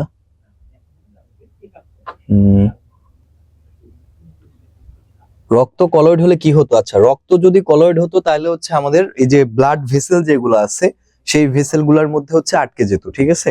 মানে এটা যদি দানাদার হতো বেশি, এবং এটা যদি সমসত্ব না হইতো, তাইলে হচ্ছে এটা আমাদের রক্ত চলাচল সারা বডিতে হইতো না। No problem Nusrat Alamgir Niha. Okay, no problem Nowrin Sadia, বুঝছি, thank you. Jafrin, no problem. Okay Abdullah, okay, thank you. আচ্ছা, অনিন্দিতা বলছো আরেকবার বুঝালে ভালো হয়। তাহলে আমি বলতেছিলাম দ্রব আর দ্রাবক হচ্ছে একটা চিনির পানির মধ্যে, একটা চিনির পানিকে আমরা দ্রবণ বলবো, যে দ্রবণের মধ্যে চিনিটা হচ্ছে দ্রব আর পানিটা হচ্ছে দ্রাবক। কেন?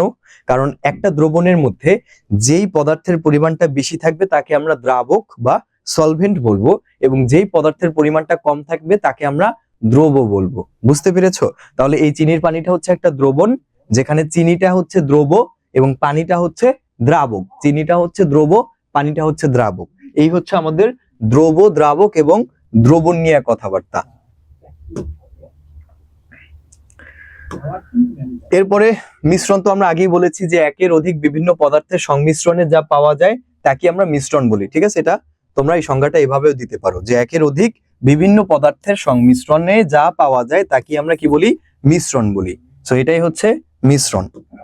তারপরে সর্বজনীন দ্রাবক। দ্রাবক কি আমরা পড়েছি যে একটা দ্রবণের মধ্যে যেই পদার্থের পরিমাণ তুলনামূলকভাবে বেশি সেই পদার্থকে আমরা দ্রাবক বা সলভেন্ট বলবো। সো ইউনিভার্সাল সলভেন্ট বা সর্বজনীন দ্রাবক, ইউনিভার্সাল সলভেন্ট বা সর্বজনীন দ্রাবকটা হচ্ছে, এটি হবে এমন কিছু দ্রাবক যা সব রকমের পদার্থকে দ্রবীভূত করতে পারবে।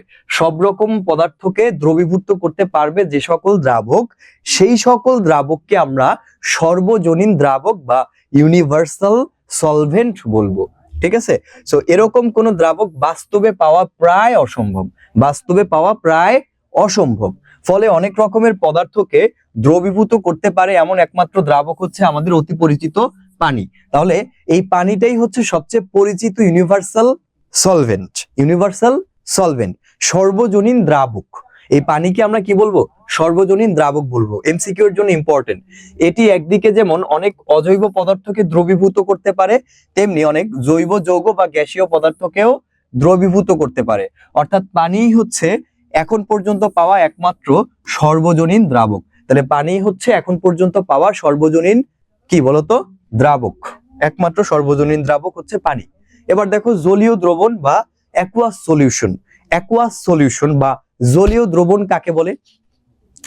জলীয় দ্রবণ হচ্ছে এমন একটি মিশ্রণ যেখানে পানি দ্রাবক হিসেবে কাজ করে। তাহলে দ্রাবকটা যদি পানি হয়, কোনো একটি মিশ্রণ বা কোনো একটি দ্রবণের দ্রাবক যদি পানি থাকে, সেটা যে কোনো কিছু দ্রবণ হতে পারে, শরবতের দ্রবণ হইতে পারে, তারপর হচ্ছে জুস হইতে পারে, যে কোনো কিছু দ্রবণ হইতে পারে। যেই দ্রবণের মধ্যে দ্রাবক, দ্রাবক মানে কি? যেই পদার্থের পরিমাণটা তুলনামূলকভাবে বেশি সেই পদার্থটাকে আমরা দ্রাবক বলি। সেই দ্রাবকের পরিমাণ যেই দ্রবণে বেশি তাকে আমরা কি বলি? মানে দ্রাবক হচ্ছে যেই পদার্থের পরিমাণটা একটা দ্রবণের মধ্যে বেশি তাকে আমরা দ্রাবক বলি। তাহলে কোনো একটা দ্রবণের মধ্যে সেই দ্রাবক হিসেবে যদি পানিই থাকে, মানে বেশি পদার্থ হিসেবে যদি পানি বেশি পাওয়া যায়, তাহলে সেই দ্রবণটাকে আমরা অ্যাকুয়াস সলিউশন বা জলীয় দ্রবণ বলবো। বুঝতে পেরেছো? আচ্ছা, তো যেমনটি চিনির শরবত দেখা যায়, চিনির শরবত কি একটা জলীয় দ্রবণ? চিনির শরবতকে একটা জলীয় দ্রবণ বলা যায় কেন? চিনির শরবতের মধ্যে পানি বেশি পরিমাণে আসছে। সবচেয়ে বেশি পরিমাণে কে? পানি আছে না? চিনির থেকেও পানি বেশি, তারপরে আমরা যদি শরবত বানাই ট্যাগের থেকেও পানি বেশি। যেখানে পানির পরিমাণ বেশি সেটাই জলীয় দ্রবণ, যেই দ্রবণে পানির পরিমাণ বেশি সেটাই জলীয় দ্রবণ। মনে থাকবে তো? সকল দ্রবণে যে পানি দ্রাবক হবে এমনটা কিন্তু আবশ্যক নয়। পানি ছাড়াও অ্যাসিটোন এটা একটা অজৈব দ্রাবক, স্পিরিট এটাও একটা অজৈব দ্রাবক। এগুলোকে আমরা কি বলি? অজৈব। এটা মনে রাখো, এটা কোনটা জৈব দ্রাবক কোনটা অজৈব দ্রাবক, এটা কিন্তু সামনে এমসিকিউতে আসবে। তো এগুলো হচ্ছে অজৈব দ্রাবক। আর ইথার, ইথার হচ্ছে একটা জৈব দ্রাবক। ইথারটা কি বলতো? একটা জৈব দ্রাবক, জৈব বা অর্গানিক সলভেন্ট, অজৈব বা ইনঅর্গানিক সলভেন্ট। জৈব আর অজৈব কোনটা? জৈব পদার্থ বা জৈব দ্রাবক হচ্ছে সেই ধরনের পদার্থ বা সেই ধরনের দ্রাবক যেটা আমরা প্রাণী থেকে পাই, মানে জীব থেকে পাই। জীব, উদ্ভিদ এবং প্রাণী থেকে আমরা যে সকল পদার্থ পেয়ে থাকি তাদেরকে জৈব যৌগ বলে। আর যে সকল পদার্থ আমরা জড় পদার্থ থেকে পাই, মানে জীব থেকে পাই না, উদ্ভিদ বা প্রাণী থেকে যে সকল পদার্থ পাই না, তাদেরকে অজৈব বা ইনঅর্গানিক পদার্থ বলে। বুঝতে পেরেছো? তাহলে ইনঅর্গানিক বা অজৈব দ্রাবক হচ্ছে অ্যাসিটোন এবং স্পিরিট। আর জৈব দ্রাবক সেটা হচ্ছে কি বলতো?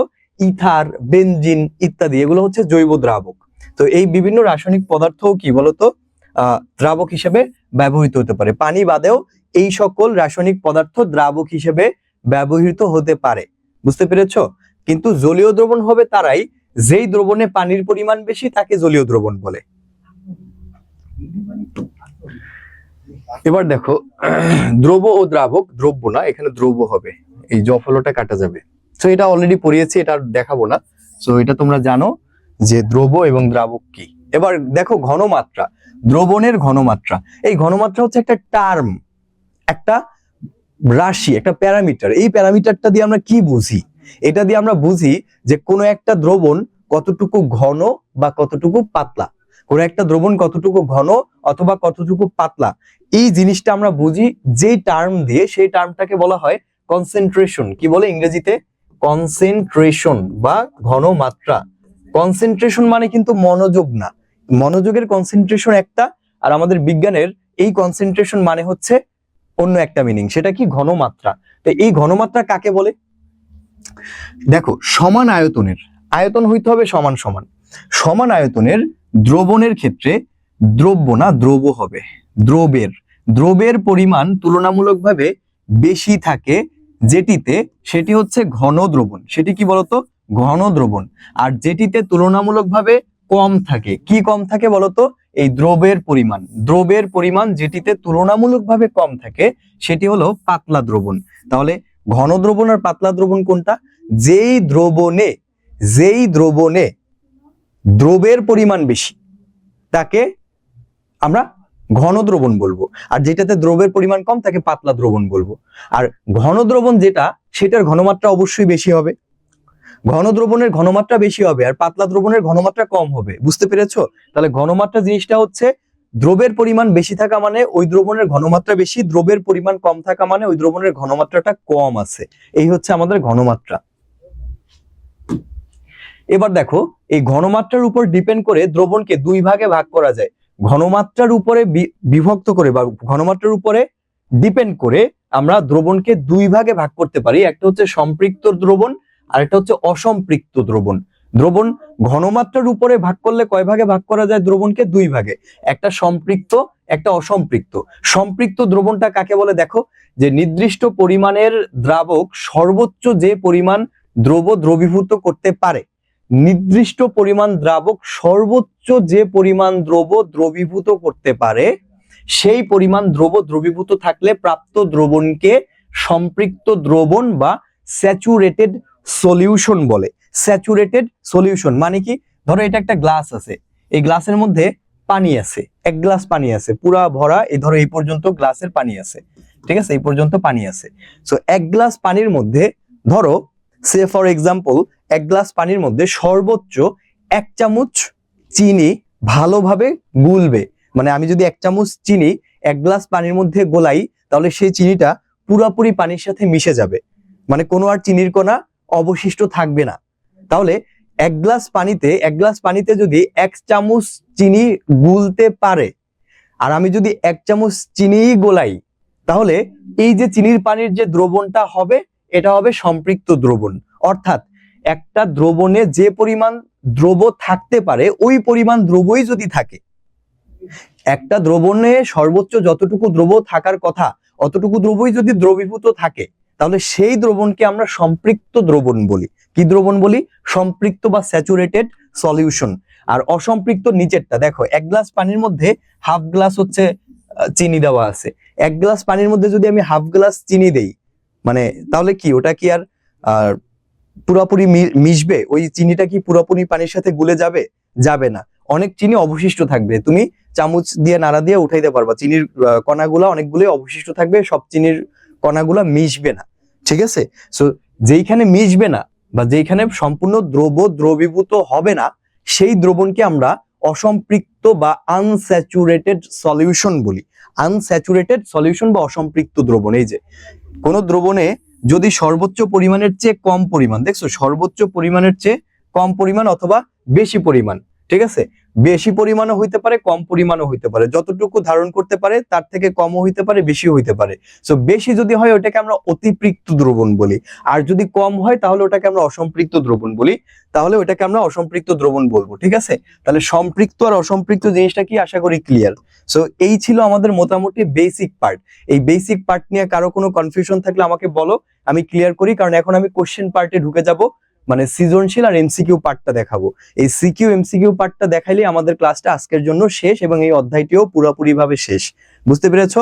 সো তোমাদের এই অধ্যায়ে যে সকল জিনিস গুরুত্বপূর্ণ বা যেগুলো পরীক্ষাতে আসতে পারে বেশি, যেগুলোর উপরে সিকিউ এমসিকিউ হয়, সেগুলো আমি অলরেডি দেখিয়ে ফেলেছি। মানে বেসিক পার্ট আমার কমপ্লিট।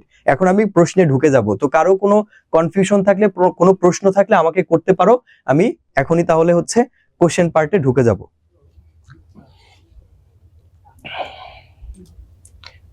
ওকে, ফাতিহা নূর, নো প্রবলেম। ওয়াসিফা না। Humayra, no problem.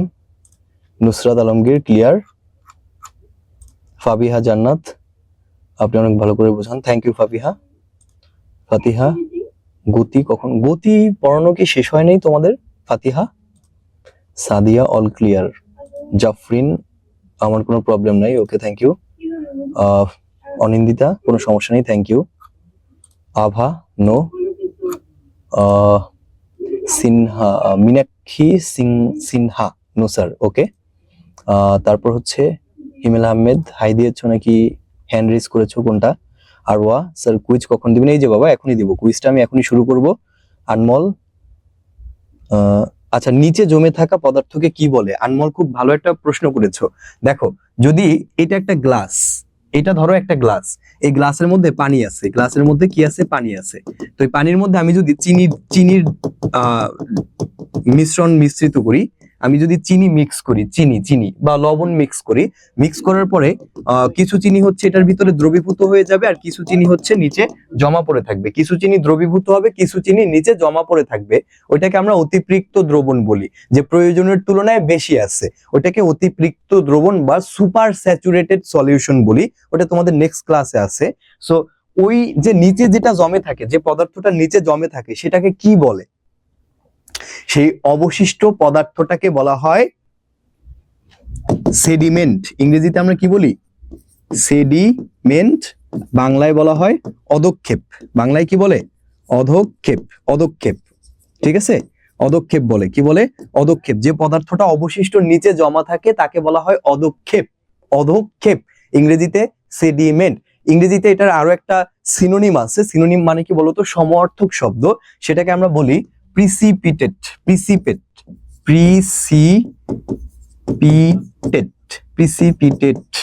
বা প্রিসিপিটেশন। প্রিসিপিটেশন হচ্ছে অধক্ষেপণ। এটা একটা বিক্রিয়ার নাম। তোমরা যখন 9-10-এ উঠবা, সায়েন্স যারা নেই বা বিজ্ঞান বিভাগে যারা পড়াশোনা করবা, রসায়ন, কেমিস্ট্রি নামক একটা সাবজেক্ট আছে, ওখানে তোমরা এই প্রিসিপিটেশন রিঅ্যাকশন পড়বা। অধক্ষেপণ বিক্রিয়া কাকে বলে, কিভাবে অধক্ষেপণ পড়ে, কি কি পদার্থের সাথে কি কি মিক্স করলে কি কি পদার্থ অধক্ষেপ পড়বে, এগুলো সব তোমরা তখন জানতে পারবে। ঠিক আছে? সো কারো কোনো যেহেতু বেসিক পার্টে প্রবলেম নেই, তাহলে আমি কোশ্চেন পার্টে ঢুকে যাচ্ছি। ওকে আরওয়া, আপনি অনেক ভালো বলছেন। আচ্ছা ঠিক আছে আরওয়া, থ্যাংক ইউ আরওয়া। জাফরিন, গতি ক্লাস কি তোমাদের শেষ হয় নাই বলো তো আমাকে একটু? আউসাফ আনমিউট। আউসাফ, তোমাকে আমি একবার আনমিউট করেছিলাম, তুমি কথা বলো নাই, আমি আবারও তোমাকে আনমিউট করছি, তুমি চাইলে এখন কথা বলতে পারো। আউসাফ,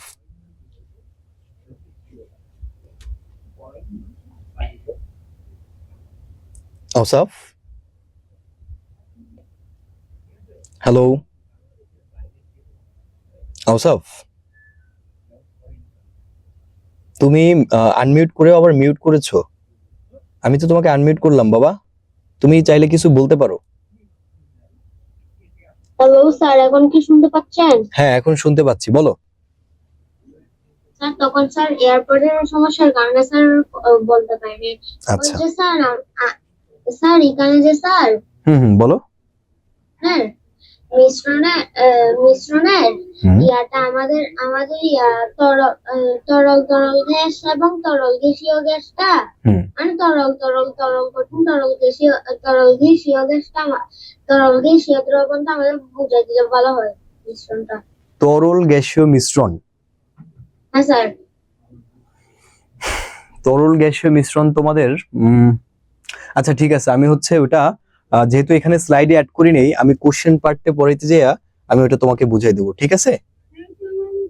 স্যার বলো বলো আসাব, বলো।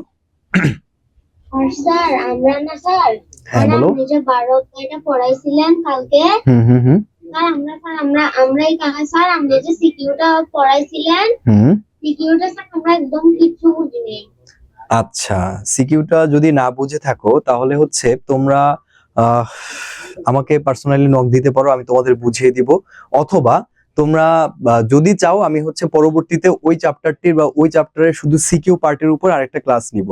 গত ক্লাসে যেটা হয়েছিল, যেহেতু আমার ক্লাসটা মাঝখানে পড়েছিল, মানে দুই পাশে তোমাদের দুইটা রাজ স্যারের ক্লাস ছিল, মানে মাঝখানে আমাকে ক্লাস দেওয়া হয়েছিল, তিনটাই রাজ স্যারের ক্লাস ছিল, কিন্তু হচ্ছে রাজ স্যার একার জন্য একটু চাপ হয়ে যাচ্ছে, তো যার কারণে স্যার রিকোয়েস্ট করার কারণে আমি হচ্ছে তোমাদের ওই ক্লাসটা নিয়েছি।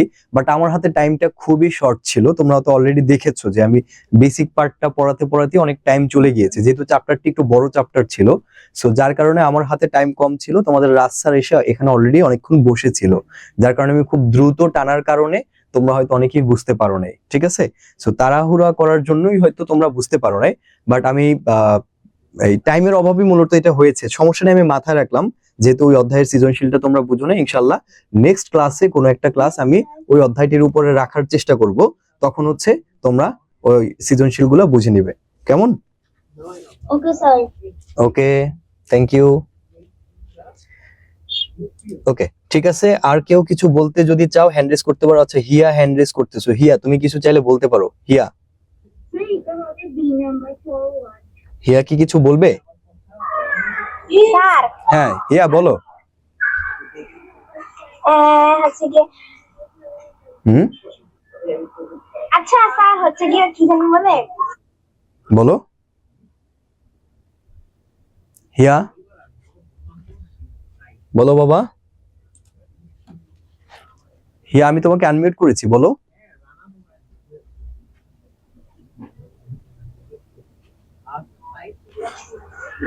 স্যার দ্রবণীয়তা কাকে বলে?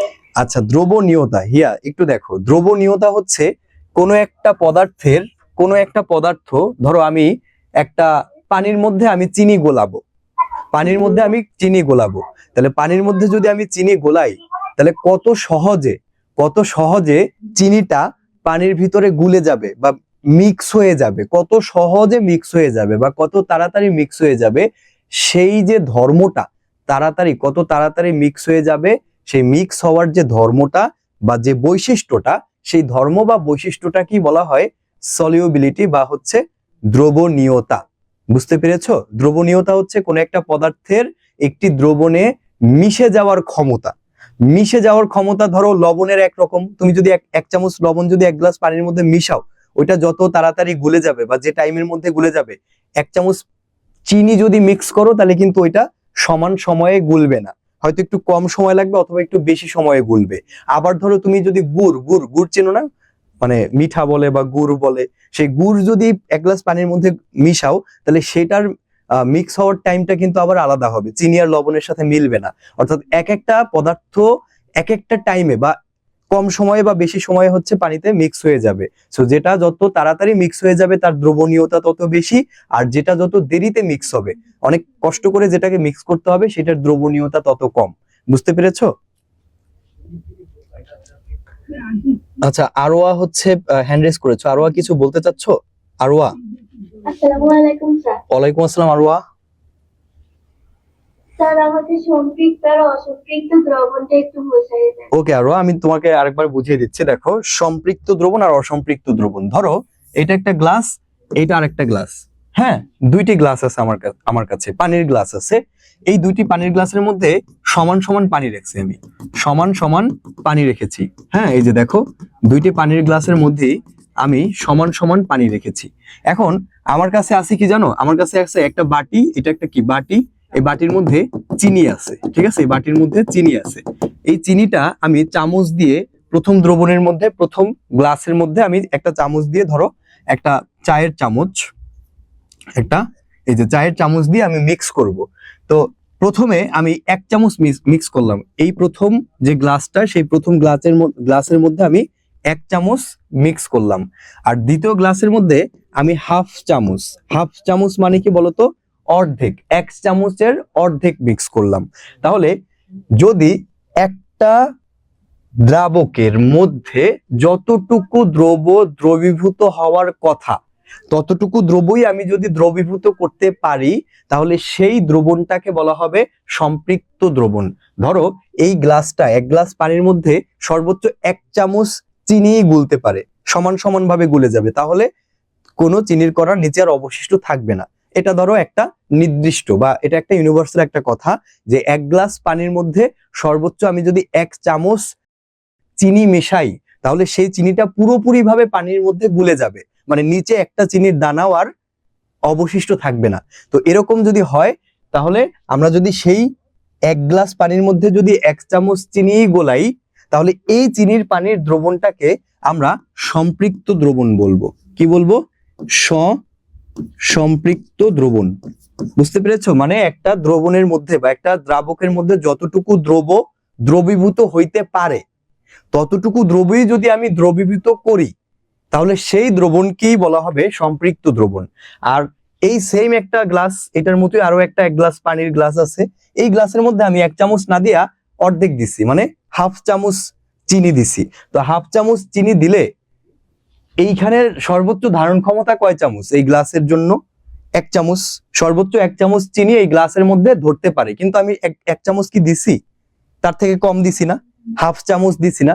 তো কম দেওয়ার কারণে এই গ্লাসের পানি খুব একটা মিষ্টি হবে না। এইটা যত মিষ্টি হইতো বা এটা একদম সমান সমান মিষ্টি হইতো, বাট এই চিনির পানিটা খুব একটা মিষ্টি হবে না। কেন? কারণ আমি তোমাকে বলে নিয়েছিলাম যে সর্বজনীন একটা কথা যদি আমরা এইভাবে ধরে নিই যে 1 গ্লাস পানির মধ্যে 1 চামচ চিনি ভালোভাবে গুলতে পারে, কিন্তু সে 1 চামচ চিনি না গুলাইয়া আমি হাফ চামচ চিনি গুলিয়েছি, মানে অর্ধেক দিয়েছি। সো অর্ধেক দিছি মানে কি কম দিয়েছি না, 1 চামচের থেকে কম দিয়েছি যতটুকু। জি স্যার। সম্পৃক্ত আর অসম্পৃক্ত বিষয়টা বুঝতে পেরেছো? জি স্যার। আর কোনো প্রশ্ন আছে তোমার? No sir. Okay Arwa, thank you. Welcome. Okay, তাহলে আর কি কেউ কিছু বলবা? হ্যান্ড রেজ করবা আর কেউ? আচ্ছা, হ্যান্ড রেজ করেছো অলরেডি অনেকেই। হুমায়রা, আদিবা, রোজ, তুমি কিছু বলবা? হ্যালো। আসসালামু আলাইকুম স্যার। ওয়ালাইকুম আসসালাম। Can you hear me? Yes, I can hear you. Sir ওই যে বইয়ে আছে সাসপেন্স আর কলোয়েড, মানে এই দুটো কি? আচ্ছা, সাসপেনশন আর কলয়েড। সাসপেনশন আর কলয়েড মানে হচ্ছে তোমার অসম্পৃক্ত দ্রবণ আমি পড়িয়েছিলাম না, অসম্পৃক্ত দ্রবণ। অসম্পৃক্ত দ্রবণ কোনটা বলতো? অসম্পৃক্ত না, অসমসত্ব দ্রবণ। অসমসত্ব দ্রবণ হচ্ছে ধরো একটা দ্রবণ আছে, এই দ্রবণের মধ্যে এইরকম চতুর্ভুজ আকৃতির কিছু কণা আছে, আবার বৃত্তাকার কিছু কণা আছে। চতুর্ভুজ আকৃতির কিছু কণা, বৃত্তাকার কিছু কণা, চতুর্ভুজ আকৃতির কিছু কণা, বৃত্তাকার কিছু কণা। ঠিক আছে? এরকম ধরো দুইটা ভিন্ন ভিন্ন শেপের দ্রবণ আছে, মানে উপাদান আছে একটা দ্রবণের মধ্যে। তাহলে এই দ্রবণটাকে আমরা কি বলি বলতো? অসমসত্ব দ্রবণ। তো অসমসত্ব দ্রবণের মধ্যে এই যে উপাদানগুলো আছে না, এই উপাদানগুলোকে আমরা কলয়েড ধর্মী উপাদান বলি, অথবা এই যে দ্রবণটা যেখানে হচ্ছে বিভিন্ন শেপের উপাদান আছে সেটাকে আমরা সাসপেনশন বলি। বুঝতে পেরেছো? দুটোটা কি একই জিনিস? না না, দুইটা দুই রকম। একটা হচ্ছে তোমার কলয়েড ধর্মী পদার্থ, মানে এই যে উপাদানগুলা, এই উপাদানগুলোকে আমরা পদার্থ বলি। সো এটা হচ্ছে কলয়েড ধর্মী, যে এক একটা পদার্থ শেপ এক এক রকমের। আর সাসপেনশন মানে হচ্ছে যেহেতু এই দ্রবণের মধ্যে ভিন্ন ভিন্ন শেপের কলয়েড ধর্মী পদার্থ আছে, সো এটা হচ্ছে আমাদের সাসপেনশন। বুঝতে পেরেছো? Yes sir. Okay, thank you. Welcome. Okay, ঠিক আছে, তাহলে আমি কোশ্চেন পার্টে ঢুকে যাই। স্যার হ্যাঁ বলো। আমাদেরকে রুটিন দিয়েছিল যেটার মধ্যে প্রিন্স স্যার আবির স্যার ছিল, কিন্তু আজকে যে প্রিন্স স্যার ক্লাস করে নাই। আচ্ছা, প্রিন্স স্যার হচ্ছে আজকে অন্য একটা ক্লাসে হচ্ছে যুক্ত থাকার কথা ছিল। তোমাদের রাজ স্যারের একটা ক্লাস ছিল 7ম শ্রেণীতে, গণিত ক্লাস। তো ওই গণিত ক্লাসে প্রিন্স স্যারের থাকার কথা ছিল, বাট ওই ক্লাসের শিডিউল ক্যান্সেল হয়ে গিয়েছে তোমার এই কিছুক্ষণ আগে, মানে 6টার কিছুক্ষণ আগে ক্যান্সেল হয়ে তোমাদের মিহিদাতুল স্যারের ইংলিশ ক্লাস হচ্ছে 7ম শ্রেণীতে। সো যেহেতু স্যারের ওইখানে এঙ্গেজ থাকার কথা, যার কারণে মুতাকাব্বির স্যার হচ্ছে এখানে স্যারের পরিবর্তে ক্লাসটা নিয়েছে। বুঝতে পেরেছো? নেক্সট ক্লাসে ইনশাআল্লাহ তোমরা প্রিন্স স্যারকে আবারও পাবা।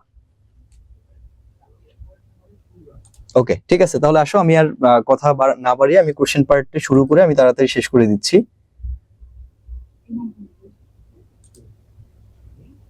আভা কি কিছু বলতে চাচ্ছ? আভা? আচ্ছা, আদিবা কিছু বলতে চাচ্ছিলা? ওকে আদিবা, তুমি বলো, আমি তোমাকে আনমিউট করেছি। আদিবা। আসসালামু আলাইকুম স্যার। ওয়ালাইকুম আসসালাম আদিবা। অ্যাকচুয়ালি তরল তরল দ্রবণ আর তরল গ্যাসীয় দ্রবণ আর একটা হচ্ছে স্যার লবণ চাপের প্রভাব আর পৃথকটা স্যার যদি একটু বুঝাই দেন। আচ্ছা আদিবা, ওইটা হচ্ছে ওই টপিকস গুলা তোমাদের সিকিউতে হচ্ছে হয়তো খুব একটা আসে নাই, যার কারণে হচ্ছে এখানে অ্যাড করা হয় নাই।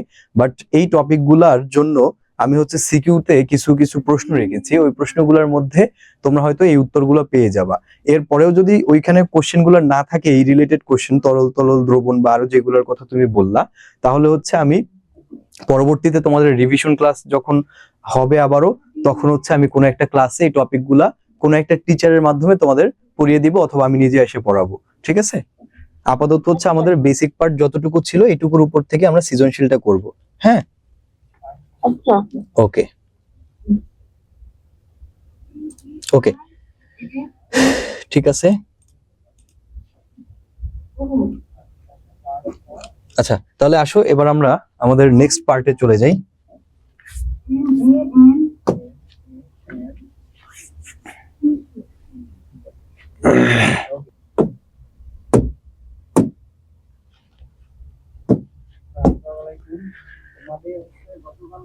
ওকে, আচ্ছা, তাহলে আসো আমরা হচ্ছে কোশ্চেন পার্টে চলে যাই। সো এই হচ্ছে আমাদের বহু নির্বাচনী পার্ট। আমি শুরু করে দিচ্ছি। সবাই হচ্ছে যেগুলা পারবা, যারা যারা পারবা অ্যান্সার দিয়ে দিবা, আর যারা যারা পারবা না তারা হচ্ছে আমি করিয়ে দিচ্ছি। তো দেখো এখানে প্রথম যে প্রশ্নটি আছে এমসিকিউ এর, সেটা হচ্ছে একের অধিক বিভিন্ন উপাদানের সংমিশ্রণে যা পাওয়া যায় তাকে কি বলে? ক নাম্বার অপশন দ্রবণ, খ নাম্বার দ্রাবক, গ নাম্বার দ্রবক, ঘ নাম্বার হচ্ছে মিশ্রণ। তারপরের প্রশ্নটি আছে হচ্ছে মিশ্রণ কত প্রকার? 2 প্রকার, 3 প্রকার, 4 প্রকার, 5 প্রকার। 3 নাম্বার নিচের কোনটি পানিতে দ্রবীভূত হয়? লৌহচূর্ণ, বালি, চিনি, সিলিকা। সিলিকা মানে কি বলতো? বালুর আকরিক। বালু সিলিকা রূপে সমুদ্রের নিচে থাকে। নিচের কোনটির সকল অংশে উপাদান সমূহ অনুপাত সমান থাকে? কালিমাটি, চিনির শরবত, লবণ ও বালির মিশ্রণ, চিনি ও বালির মিশ্রণ। চিনির শরবত কি বলতো? অসমসত্ব মিশ্রণ, সমসত্ব মিশ্রণ, মৌলিক পদার্থ নাকি যৌগিক পদার্থ? 6 নম্বর হচ্ছে নিচের কোনটি সকল অংশে উপাদান সমূহের অনুপাত সমান থাকে না? একটাই হচ্ছে থাকে, এই 4 নাম্বারটায় থাকে আর 6 নাম্বারটা থাকে না। তো ক নাম্বার চিনির শরবত, খ নাম্বার লবণ পানির মিশ্রণ, গ নাম্বার লবণ ও ফলের রসের মিশ্রণ, আর ঘ নাম্বার হচ্ছে ঝালমুড়ি। সো সবাই হচ্ছে উত্তরগুলো যারা যারা পারবা তারা দিয়ে দাও, আর যারা পারবা না তাদের জন্য আমি করিয়ে দিচ্ছি। আচ্ছা, তো আসো দেখো আমি উত্তরগুলো লিখে দিচ্ছি। প্রথমে হচ্ছে একের অধিক বিভিন্ন উপাদান সংমিশ্রণে যা পাওয়া যায় তাকে আমরা মিশ্রণ বলি, ঘ একের ঘ। 2 নাম্বার হচ্ছে মিশ্রণ কত প্রকার? 2 প্রকার। একটা হচ্ছে কি বলতো হোমোজেনাস, আর একটা হচ্ছে হেটারোজেনাস মিক্সচার। নিচের কোনটি পানিতে দ্রবীভূত হয়? পানিতে দ্রবীভূত হয় চিনি, গ নাম্বার 3 এর গ। 4 নাম্বার নিচের কোনটির সকল অংশ উপাদান সমূহ অনুপাতে সমান থাকে? সমান থাকে হচ্ছে কি বলতো চিনির শরবত, 4 এর খ। 5 নম্বরে চিনির শরবত হচ্ছে একটা সমসত্ব মিশ্রণ, যেহেতু সবগুলো অংশ সব জায়গায় সমানভাবে মিশে যায়। তারপরে 6 এর কত? নিচের কোনটি সকল অংশ উপাদান সমূহ অনুপাত সমান থাকে না? অ্যান্সার হচ্ছে ঝালমুড়ি। অ্যান্সারটা কি বলতো? ঝালমুড়ি। ঝালমুড়িতে এই যে তোমার পেঁয়াজ মরিচ সব একসাথে মিক্স থাকে না। আচ্ছা, তো আরো অ্যান্সার দিয়েছো, দেলোয়ার অ্যান্সার দিয়েছো, আদিবা অ্যান্সার দিয়েছো, ফাবিহা কারা জানি বাজে রিয়াকশন দিচ্ছে। আচ্ছা, কেমন রিয়াকশন আমি চোখে পড়ে না। আচ্ছা, আমি দেখবো কারা কি রিয়াকশন দিচ্ছে। ফাবিহা জান্নাত অ্যান্সার দিয়েছো, থ্যাংক ইউ। তারপরে হচ্ছে তোমার নুসরাত আলমগীর নিহা অ্যান্সার দিয়েছো। তারপরে হচ্ছে অনিন্দিতা সাহা অ্যান্সার দিয়েছো। সায়েদা তাহারা বাড়ি অ্যান্সার দিয়েছো। তারপরে হচ্ছে হিয়া অ্যান্সার দিয়েছো। আব্দুল্লাহ অ্যান্সার দিয়েছো। না, আব্দুল্লাহ অ্যান্সার দাওনি। আব্দুল্লাহ লিখেছো ক্লাস টাইম ওভার। হ্যাঁ, আমি ক্লাস টাইম শেষ করে দিব, আমি এমসিকিউ গুলো শেষ করে আমি শেষ করে দিব ক্লাস। আচ্ছা, আবরার হচ্ছে অ্যান্সার দিয়েছো। আরিশা মিশ্রণ, আচ্ছা 2 প্রকার। আচ্ছা, তুমি 2-1টা অ্যান্সার দিয়েছো। আরিশা জান্নাত। আওসাফ হচ্ছে শুধু ডি লিখেছো, কত ডি সেটা আর বলনি। ফারহান এইস রিদম হচ্ছে অ্যান্সার দিয়েছো। তারপর হচ্ছে ফাতিহা নূর অ্যান্সার দিয়েছো। এফ এ অ্যান্সার দিয়েছো। ফাতেমা নওশিন অ্যান্সার দিয়েছো। নওরিন অ্যান্সার দিয়েছো। মারুফ, আচ্ছা ইলেকট্রিসিটি ছিল না, ওকে, তাহলে তুমি রেকর্ড ক্লাসটি দেখে নিও বাবা। মাশরাফি অ্যান্সার দিয়েছো। তারপরে হচ্ছে ওয়াসিফা অ্যান্সার দিয়েছো। তারপরে ওয়াসিফা ওহি, তারপরে হচ্ছে জাফরিন ওপসি অ্যান্সার দিয়েছো। ফাবিহা জান্নাত, এই যে কুইজ হচ্ছে, এটি লাইভ কুইজ হচ্ছে তোমাদের। তাহেরা আচ্ছা গতি অধ্যায়ে ছিল, গতি অধ্যায় কি তোমাদের মুতাকাব্বির স্যার পড়ায়নি? আচ্ছা যদি না পড়িয়ে থাকে তাহলে নেক্সট ক্লাসে তোমাদের গতি চ্যাপ্টারটা অ্যাড হবে। হ্যাঁ, গতি চ্যাপ্টারটা যদি তোমাদের না পড়ানো হয়ে থাকে নেক্সট ক্লাসে গতি চ্যাপ্টারটা অ্যাড হবে। আব্দুল্লাহ 6 ঘ। রাকিব বারবার ক্যামেরা অফ হয়ে যাচ্ছে, তারপরে মাইক্রোফোন অফ হয়ে যাচ্ছে, 2-3 বার হয়েছে আমার ক্লাসে। 2বার ক্যামেরা চেঞ্জ করছে, 1বার মাইক্রোফোন চেঞ্জ করছে, 3বার। হ্যাঁ স্টুডেন্ট তো খেয়ে পেয়ে গেছে মিয়া, যে এতবার খালি কারেন্ট যাচ্ছে, এই করতেছে সেই করতেছে। করতেছি, দাঁড়াও ক্লাস দিয়ে বাইরে হইতেছি। ওকে, আর কে কে দিয়েছো দেখি তো। নওরিন, ঠিক আছে, নওরিন অ্যান্সার দিয়েছো। তাহেরা, ফাবিহা, নোসার, জাফরিন, নোসার। ওকে ঠিক আছে। আচ্ছা এর পরের স্লাইডে আমরা চলে যাই, পরের স্লাইডে আমরা চলে যাই। আচ্ছা ঠিক আছে, তোমাদের গতি চ্যাপ্টার না পড়ানো হলে নেক্সট ক্লাসে আমি বলবো ওইটা যাতে অ্যাড রাখে তারা। আচ্ছা তারপরে হচ্ছে দেখো 7 নাম্বার, ঘনমাত্রার উপর নির্ভর করে দ্রবণ কয় প্রকার? দ্রবণকে পাতলা বা ঘন কিসের উপর নির্ভর করে বলা হয়? দ্রবণে দ্রাবকের পরিমাণ বাড়ালে দ্রবণের ঘনমাত্রা কত? কোনটি অসমসত্ব মিশ্রণ? নিচের কোনটি দ্রব? আর 12 নম্বর হচ্ছে পানিতে তুতে মিশালে দ্রবণটি কোন রং ধারণ করে? তুতে কপার সালফেট ইনটু সামথিং অনু পানি, তাহলে এই তুতে মিশালে কোন রঙের ধারণ করে? এই প্রশ্নগুলোর উত্তর যারা যারা পারবা দিয়ে দাও। তো প্রথমে 7 নম্বর, ঘনমাত্রার উপর নির্ভর করে দ্রবণকে 2 ভাগে ভাগ করা যায়। একটা হচ্ছে তোমার স্যাচুরেটেড আর একটা আনস্যাচুরেটেড, সম্পৃক্ত আর অসম্পৃক্ত। দ্রবণকে পাতলা বা ঘন কিসের উপর নির্ভর করে বলা হয় বলতো? ঘনমাত্রা বা কনসেন্ট্রেশন। দ্রবণে দ্রাবকের পরিমাণ বাড়ালে দ্রবণের পরিমাণ কমে যাবে, মনে রাখবা। একটা দ্রবণে দ্রাবকের পরিমাণ আমি যত বাড়াই দিব ওই দ্রবণের পরিমাণটা তত কমে যাবে, দ্রাবক বাড়লে দ্রবণ কমবে। একটা সাথে একটা ব্যস্তানুপাতিক। ব্যস্তানুপাতিক মানে কি? একটা বাড়লে আরেকটা কমবে, বুঝতে পেরেছো? কোনটি অসমসত্ব মিশ্রণ? অসমসত্ব মিশ্রণ হচ্ছে রান্না করা ডাল। রান্না করা ডাল তুমি যখন খাও তখন ডালের উপরে থাকে পানি, নিচে মেইন ডালটা জমা থাকে।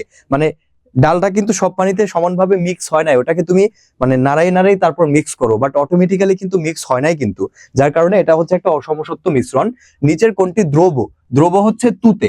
তুতে হচ্ছে কি? একটা দ্রব, মানে একটা পদার্থ, যে পদার্থটা আমরা অন্য কোনো একটা পদার্থের সাথে মিক্স করি। যাকে মিক্স করি সে দ্রব, সে কি? দ্রব। তো তুতেকে আমরা মিক্স করি, তার মানে তুতে হচ্ছে একটা দ্রব। আর বাকি 3টা এগুলো যারা আছে এগুলো সব কি? দ্রাবক আছে এখানে। এই যে অ্যাসিটোন, স্পিরিট, ইথার, এগুলো সব দ্রাবক। পানিতে তুতে মিশালে রংটা কি কালার হয়? নীল রঙের হয়। পানিতে তুতে মিশালে পানিতে তুতে মিশালে দ্রবণটি কোন রং ধারণ করে? নীল রং ধারণ করে, মনে রাখবা। তুতের রং হচ্ছে নীল, তুতের রংটা কি বলতো? নীল। তো এই জন্য এখানে নীল রং ধারণ করবে। আচ্ছা আমি দেখছি কারা কারা অ্যান্সার দিয়েছো। জাফরিন, অপসি অ্যান্সার দিয়েছো। আচ্ছা আব্দুল্লাহ অ্যান্সার দিয়েছো। তারপরে হচ্ছে হিয়া অ্যান্সার দিয়েছো। তারপরে সৈয়দা তাহেরা বাড়ি অ্যান্সার দিয়েছো। তারপর ফাবিহা জান্নাত অ্যান্সার দিয়েছো। তারপরে হচ্ছে ওয়াসিফা ওহি অ্যান্সার দিয়েছো। মাশরাফি অ্যান্সার দিয়েছো। নওরিন অ্যান্সার দিয়েছো। ফাতেমা অ্যান্সার দিয়েছো। এফ এ, তারপর হচ্ছে ফাতিহা নূর অ্যান্সার দিয়েছো। তারপরে হচ্ছে সামিহা, হ্যাঁ সামিহা রহমান, তোমার উত্তর দেখি না। আচ্ছা হ্যাঁ তোমার উত্তর দেখেছি, তুমিও অ্যান্সার দিয়েছো। হ্যাঁ তোমার নামটা তখন বলা হয় নাই, আনফরচুনেটলি, সরি। সো তুমিও দিয়েছো, থ্যাংক ইউ তোমাকেও। আচ্ছা তারপরে হচ্ছে কে দিয়েছো? অনিন্দিতা সাহা দিয়েছো। তারপরে হচ্ছে নুসরাত আলমগীর, নিহা, তোমরা খুবই অ্যাক্টিভ স্টুডেন্ট, তোমরা সবাই দিয়েছো, থ্যাংক ইউ। আরোয়া দিয়েছো, আরোয়া থ্যাংক ইউ। যারা দিয়েছো ধন্যবাদ সবাইকে। দেলোয়ার দিয়েছো, থ্যাংক ইউ দেলোয়ার। তারপর হচ্ছে আদিবা দিয়েছো, থ্যাংক ইউ আদিবা। ফারহান রিদম আজকে খুবই অ্যাক্টিভ, থ্যাংক ইউ ফারহান, তোমাকে আজকে খুবই অ্যাক্টিভ দেখছি, থ্যাংক ইউ বাবা। Abrar Hossain, thank you Abrar, Abrar answer দিয়েছো। এফ এ অ্যান্সার দিয়েছো। হিয়া, হিয়া আনমিউট। আচ্ছা হিয়া কি কিছু বলবা? হিয়া আমি তোমাকে আনমিউট করেছি, বলো হিয়া। হিয়া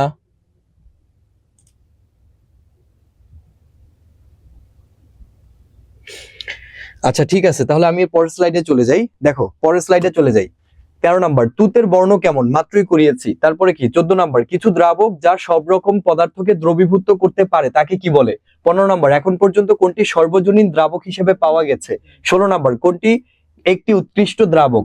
তারপর 17 নাম্বার, নিচের কোনটি অজৈব যৌগ? 18 নাম্বার, নিচের কোনটি জৈব যৌগ? 19 নাম্বার, নিচের কোনটি দাহ্য পদার্থ? দাহ্য পদার্থ মানে কি? যেই পদার্থটা আগুনের উপস্থিতিতে জ্বলে ওঠে বা আগুন জ্বালাতে সাহায্য করে যে পদার্থটাকে, তাকে আমরা কি বলি বলতো? দাহ্য পদার্থ বলি। তারপরে কোনটি স্ফটিক পদার্থ? স্ফটিক মানে হচ্ছে ক্রিস্টাল ম্যাটেরিয়ালস। ক্রিস্টাল, ক্রিস্টাল মানে কি? যেটা একসাথে অনেকগুলো গুঁড়ো একসাথে জমাট বেঁধে থাকে, ওটাকে আমরা স্ফটিক বলি বা ক্রিস্টাল বলি। এবার এই 13 থেকে 20 পর্যন্ত এই কটার অ্যান্সার দাও তো দেখি কারা কারা অ্যান্সার দিতে পারো। এর মাঝখানে আমি অ্যান্সার গুলো করে দিচ্ছি, যারা পারো না তারা একটু দেখে নাও। তো দেখো, প্রথমে তুতের বর্ণ কি? তুতের বর্ণ কি এখানে বলতো? নীল। একটু আগে আমি করিয়েছি তাই না? তুতের বর্ণ কি এখানে? নীল। আচ্ছা দেখো, তারপর 14 নম্বর, কিছু দ্রাবক যা সব রকম পদার্থকে দ্রবীভূত করতে পারে তাকে আমরা কি বলি? সর্বজনীন দ্রাবক বলি। এখন পর্যন্ত কোনটি সর্বজনীন দ্রাবক হিসেবে পাওয়া গিয়েছে? পানি। কোনটি একটি উৎকৃষ্ট দ্রাবক? উৎকৃষ্ট দ্রাবক হচ্ছে পানি। তারপর নিচের কোনটি অজৈব যৌগ? অজৈব যৌগ কোনটি বলতো? নিচের কোনটি অজৈব যৌগ? অজৈব যৌগ হচ্ছে অ্যাসিটন। অজৈব যৌগ কি? অ্যাসিটন। কোনটি জৈব যৌগ? জৈব যৌগ হচ্ছে স্পিরিট। স্পিরিট জৈব যৌগ। নিচের কোনটি দাহ্য পদার্থ? দাহ্য পদার্থ মানে কি? যেটি হচ্ছে তোমার আগুনের উপস্থিতিতে জ্বলে ওঠে, সেটা হচ্ছে স্পিরিট। মনে রাখবা, সকল জৈব যৌগই হচ্ছে দাহ্য পদার্থ। অলমোস্ট সকল জৈব যৌগ কি বলতো? দাহ্য পদার্থ। আর কোনটি স্ফটিক পদার্থ? স্ফটিক পদার্থ হচ্ছে মিশ্রি। স্ফটিক পদার্থ মানে কি? যেটা হচ্ছে মিশ্রি, দেখছো না তোমরা মিশ্রি, যে তোমার অনেকগুলা মিশ্রির টুকরা একত্রে মিশে জমাট বেঁধে থাকে, ওটাকে আমরা ক্রিস্টাল বা স্ফটিক পদার্থ বলি। আচ্ছা আমি দেখি কারা কারা অ্যান্সার দিয়েছো। এফ এ অ্যান্সার দিয়েছো, ফারহান অ্যান্সার দিয়েছো, আদিবা অ্যান্সার দিয়েছো, দেলওয়ার। ওকে, মাই নেম ইজ রাফা। আচ্ছা, দেলওয়ার যে আইডিটা আছো তার নাম হচ্ছে রাফা। ওকে ঠিক আছে রাফা। আচ্ছা, আরওয়া অ্যান্সার দিয়েছো, নুসরাত আলমগীর নিহা অ্যান্সার দিয়েছো, অনিন্দিতা সাহা অ্যান্সার দিয়েছো, সৈয়দা তাহেরা বাড়ি অ্যান্সার দিয়েছো, ফাতেমা নওশিন অ্যান্সার দিয়েছো, নওরিন অ্যান্সার দিয়েছো, তারপরে হচ্ছে ফাতিহা নূর অ্যান্সার দিয়েছো, মাশরাফি অ্যান্সার দিয়েছো, ওয়াসিফা ওহি অ্যান্সার দিয়েছো। ওয়াসিফা ওহি কি আগের অ্যান্সার গুলো দিয়েছিল নাকি রাইট নাও? জাফরিন আবিদিন ওপসি অ্যান্সার দিয়েছো, ফাবিহা জান্নাত তুমিও অ্যান্সার দিয়েছো, সৈয়দা তাহেরা বাড়ি। উৎকৃষ্ট মানে ভালো, উৎকৃষ্ট মানে সবচেয়ে বেস্ট, বেস্ট হচ্ছে উৎকৃষ্ট। আবরার হোসেন অ্যান্সার দিয়েছো। তারপরে হচ্ছে হিয়া, আমার বোন আমাকে উত্তর দিতে দেয় না কেন? হিয়া তোমার বোন তোমাকে কেন উত্তর দিতে দেয় না? হুমায়রা, আচ্ছা হুমায়রা আনমিউট করতে বলেছো। হুমায়রা বলো। হুমায়রা তোমাকে আনমিউট করেছি, বলো। স্যার তুতে কি? তুতে হচ্ছে কপার সালফেট। কপার সালফেট হচ্ছে একটা যৌগ, CuSO4 ইন্টু 5H2, মানে কপার সালফেট একটা যৌগ, এর সাথে তোমার 5 অণু পানি যুক্ত থাকবে। তাহলে এই যে 5 অণু পানি যুক্ত, এটাকে বলা হয় কি বলতো? এটা হচ্ছে তোমার কেলাস পানি। কয়েকার কে, লয়কার লা, দন্ত স, কেলাস পানি। কোন একটা যৌগের সাথে যতটুকু পানি যুক্ত থাকবে সেটাকে কেলাস পানি বলে। তাহলে এটা একটা পদার্থ। কপার হচ্ছে একটা মৌল, সালফার একটা মৌল, অক্সিজেনও একটা মৌল। এই এতগুলো মৌল একত্রিত হয়ে কপার সালফেট ইন্টু 5 অণু পানি, এই যে যৌগটা, এই যৌগটাকে আমরা তুতে বলি। এটার কালারটা হয় নীল। এটা হচ্ছে পাউডার জাতীয় একটা পদার্থ, কিন্তু এটার ভিতরে হালকা পানি পানি একটা ভাব থাকবে, যেহেতু পানি আছে। সো এটা হচ্ছে কোনো একটা, তুমি যদি পানির গ্লাসের মধ্যে মিশাও তাহলে পুরো পানির গ্লাসটা নীল কালারের, নীল রঙের হয়ে যাবে। ঠিক আছে, এটাই হচ্ছে সেই তুতে। ওকে আচ্ছা, তাহলে এরপরে দেখো, আমি হচ্ছে একটা তোমাদের একটা সৃজনশীল দেখাই, যেহেতু তোমাদের ক্লাস টাইম অলমোস্ট শেষ। আমি জাস্ট অল্প একটু সময় তোমাদের নিব। আচ্ছা, ওয়াসিফা বলতেছো আনমিউট করার জন্য। ওয়াসিফা বলো, কি বলবো? ওয়াসিফা বলো। ওয়াসিফা, ওয়াসিফা ওহি, তোমাকে আমি আনমিউট করেছি।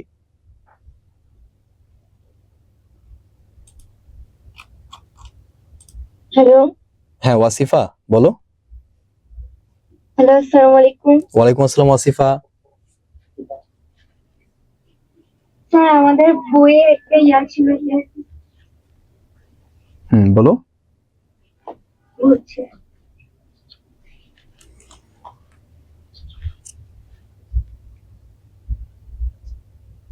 সার্বজনীন দ্রবণ আর হচ্ছে লবণাক্ত পানি হতে বিশুদ্ধ পানি প্রস্তুত করে। এটা যদি একটু বুঝিয়ে দিতেন ভালো হতো। আনফরচুনেটলি আজকে হচ্ছে টাইম স্বল্পতার কারণে আমি আজকে তোমাকে এটা বুঝাই দিতে পারলাম না, বাট ইনশাল্লাহ আমি কথা দিচ্ছি নেক্সট কোনো একটা ক্লাসে আমি, আজকে অনেকেই অনেক টপিকের কথা বলেছো, সবগুলা টপিক আমি নোট করে রেখেছি, প্রত্যেকটা টপিক এবং তোমার রাইট নাও বলা টপিক গুলো সব আমি নেক্সট ক্লাসে কোনো একটা ক্লাসে ইনশাল্লাহ সলভ করে দিব। কেমন? ওকে, থ্যাংক ইউ। আসসালামু আলাইকুম। ওয়ালাইকুম আসসালাম ওয়াসিফা। ওকে, আমি আচ্ছা সামিয়া রহমান অ্যান্সার দিয়েছো, তারপরে হচ্ছে রাফা অ্যান্সার দিয়েছো। ওকে, সবাইকে থ্যাংক ইউ যারা অ্যান্সার দিয়েছো। ফারহান অ্যান্সার দিয়েছো। দাহ্য পদার্থ মানে হচ্ছে ফারহান যে পদার্থগুলা আগুনের উপস্থিতিতে জ্বলে ওঠে, যেমন কেরোসিন বা তেল, হ্যাঁ ওই যে অকটেন, মোবিল, ডিজেল, এগুলা তোমার হচ্ছে আগুনের উপস্থিতিতে অনেক বেশি জ্বলে ওঠে না, তো আগুনের আশেপাশে এইসব পদার্থ নেওয়া যাবে না। যে সকল পদার্থ দাহ্য পদার্থ মানে যেগুলো আগুনের উপস্থিতিতে খুব তাড়াতাড়ি জ্বলে উঠবে সেগুলোই হচ্ছে দাহ্য পদার্থ, বা আগুন জ্বালাতে সাহায্য করে যে পদার্থ তাদের কি দাহ্য পদার্থ বলে। সিমরান অ্যান্সার দিয়েছো। ওকে, সবাইকে থ্যাংক ইউ যারা অ্যান্সার দিয়েছো। আমি ক্লাসটি শেষ করে দিচ্ছি কারণ হচ্ছে তোমাদের পরবর্তী ক্লাস শিডিউল শুরু হবে। সো আমি হচ্ছে আজকে সৃজনশীলটা নিতে চেয়েছিলাম, বাট আনফরচুনেটলি আমি সৃজনশীলটা নিতে পারলাম না টাইম স্বল্পতার কারণে, সময় স্বল্পতার কারণে। সো আমি এই সৃজনশীলটা তোমাদের দেখাচ্ছি একটু। এই যে রাবেয়া প্রতিদিন ইফতারের পূর্বে শরবত তৈরি করে, শরবত তৈরিতে সে চিনি, পানি, ট্যাং ও লেবুর রস ব্যবহার করে। তো ক নম্বর প্রশ্ন হচ্ছে দ্রবণ কাকে বলে। খ নম্বর প্রশ্ন হচ্ছে একটি অসমসত্ব মিশ্রণকে দ্রবণ বলা যায় কি। গ নম্বর প্রশ্ন হচ্ছে রাবেয়া কিভাবে সম্পৃক্ত দ্রবণকে অসম্পৃক্ত ও অসম্পৃক্ত দ্রবণকে সম্পৃক্ত করতে পারে। তারপরে ঘ নম্বর হচ্ছে রাবেয়া প্রস্তুতকৃত পানীয়টি কি একটি দ্রবণ। রাবেয়া যে পানিটি প্রস্তুত করেছে সেটা কি একটি দ্রবণ, এটা তোমার বিশ্লেষণ পূর্বক মতামত দিতে হবে। তাহলে এটার অ্যান্সার গুলো কিরকম হবে খেয়াল করো। দ্রবণ হচ্ছে যে সকল মিশ্রণে উপাদান সমূহ সুষমভাবে বন্টিত থাকে, সুষমভাবে বন্টিত থাকে যে সকল পদার্থতে দ্রবণ উপাদানগুলো সুষমভাবে বন্টিত থাকে এবং একটি উপাদান থেকে অন্য উপাদান সহজে আলাদা করা যায় না। ঠিক আছে, সহজে আলাদা করতে পারবা না যে এটা কি চিনি নাকি এটা ট্যাং। হ্যাঁ, শরবতের কথাই চিন্তা করো, চিনি আর ট্যাংকে তুমি আলাদা করতে পারবা শরবত বানানোর পরে? পারবা না। তো এই জন্য এই শরবত হচ্ছে একটা দ্রবণ, কারণ যে সকল মিশ্রণে পদার্থগুলো সুষমভাবে বন্টিত হয়ে যায়, সুষমভাবে মিক্স হয়ে যায়, তাদেরকে আমরা কি বলি? দ্রবণ বলি। তারপরে একটি অসমসত্ব মিশ্রণকে দ্রবণ বলা যায় কি? জানা আছে আমাদের, কি জানা আছে বলতো? দ্রবণে উপাদানগুলো সুষমভাবে বন্টিত থাকে, উপাদান সমূহকে সহজে আলাদা করা যায় না, কিন্তু অসমসত্ব মিশ্রণের উপাদান সমূহকে সহজে আলাদা করা যায় এবং এরা সুষমভাবে বন্টিত থাকে না। সুতরাং অসমসত্ব মিশ্রণে দ্রবণের শর্ত পূরণ করে না। অসমসত্ব মিশ্রণ দ্রবণের শর্ত কিন্তু পূরণ করে না, তাই অসমসত্ব মিশ্রণটি দ্রবণ নয়। মনে রাখবে, এটা এমসিকিউতে আসবে যে অসমসত্ব মিশ্রণ কিন্তু কোনো দ্রবণ নয়। তাহলে দ্রবণকে, সমসত্ব মিশ্রণকে আমরা দ্রবণ বলি। এরপরে এখানে গ নাম্বার আর ঘ নাম্বার প্রশ্নগুলা আমি হচ্ছে তোমাদের লেকচার শিটে অ্যাড করে তোমাদের আপলোড করে দিব ক্লাসের সাথে। তো তোমাদের নেক্সট ক্লাস শুরু হতে যাচ্ছে। সো আজকের ক্লাসটা আমি এই পর্যন্তই শেষ করে দিলাম। নেক্সট ক্লাসে আবারও তোমাদের সাথে দেখা হবে কোনো একটি নতুন অধ্যায়ে। তো আর আজকের যেসব টপিক বাদ ছিল সেগুলো হচ্ছে আমি নেক্সট কোনো একটা ক্লাসে কমপ্লিট করে দিব। সো তারপরেও কারো কোনো সমস্যা হলে আমাকে হোয়াটসঅ্যাপে পার্সোনালি নক দিতে পারো, আমি তোমাদের বুঝিয়ে দিব। তো সেই পর্যন্ত সবাই ভালো থাকো, সুস্থ থাকো। আল্লাহ হাফেজ, আসসালামু আলাইকুম।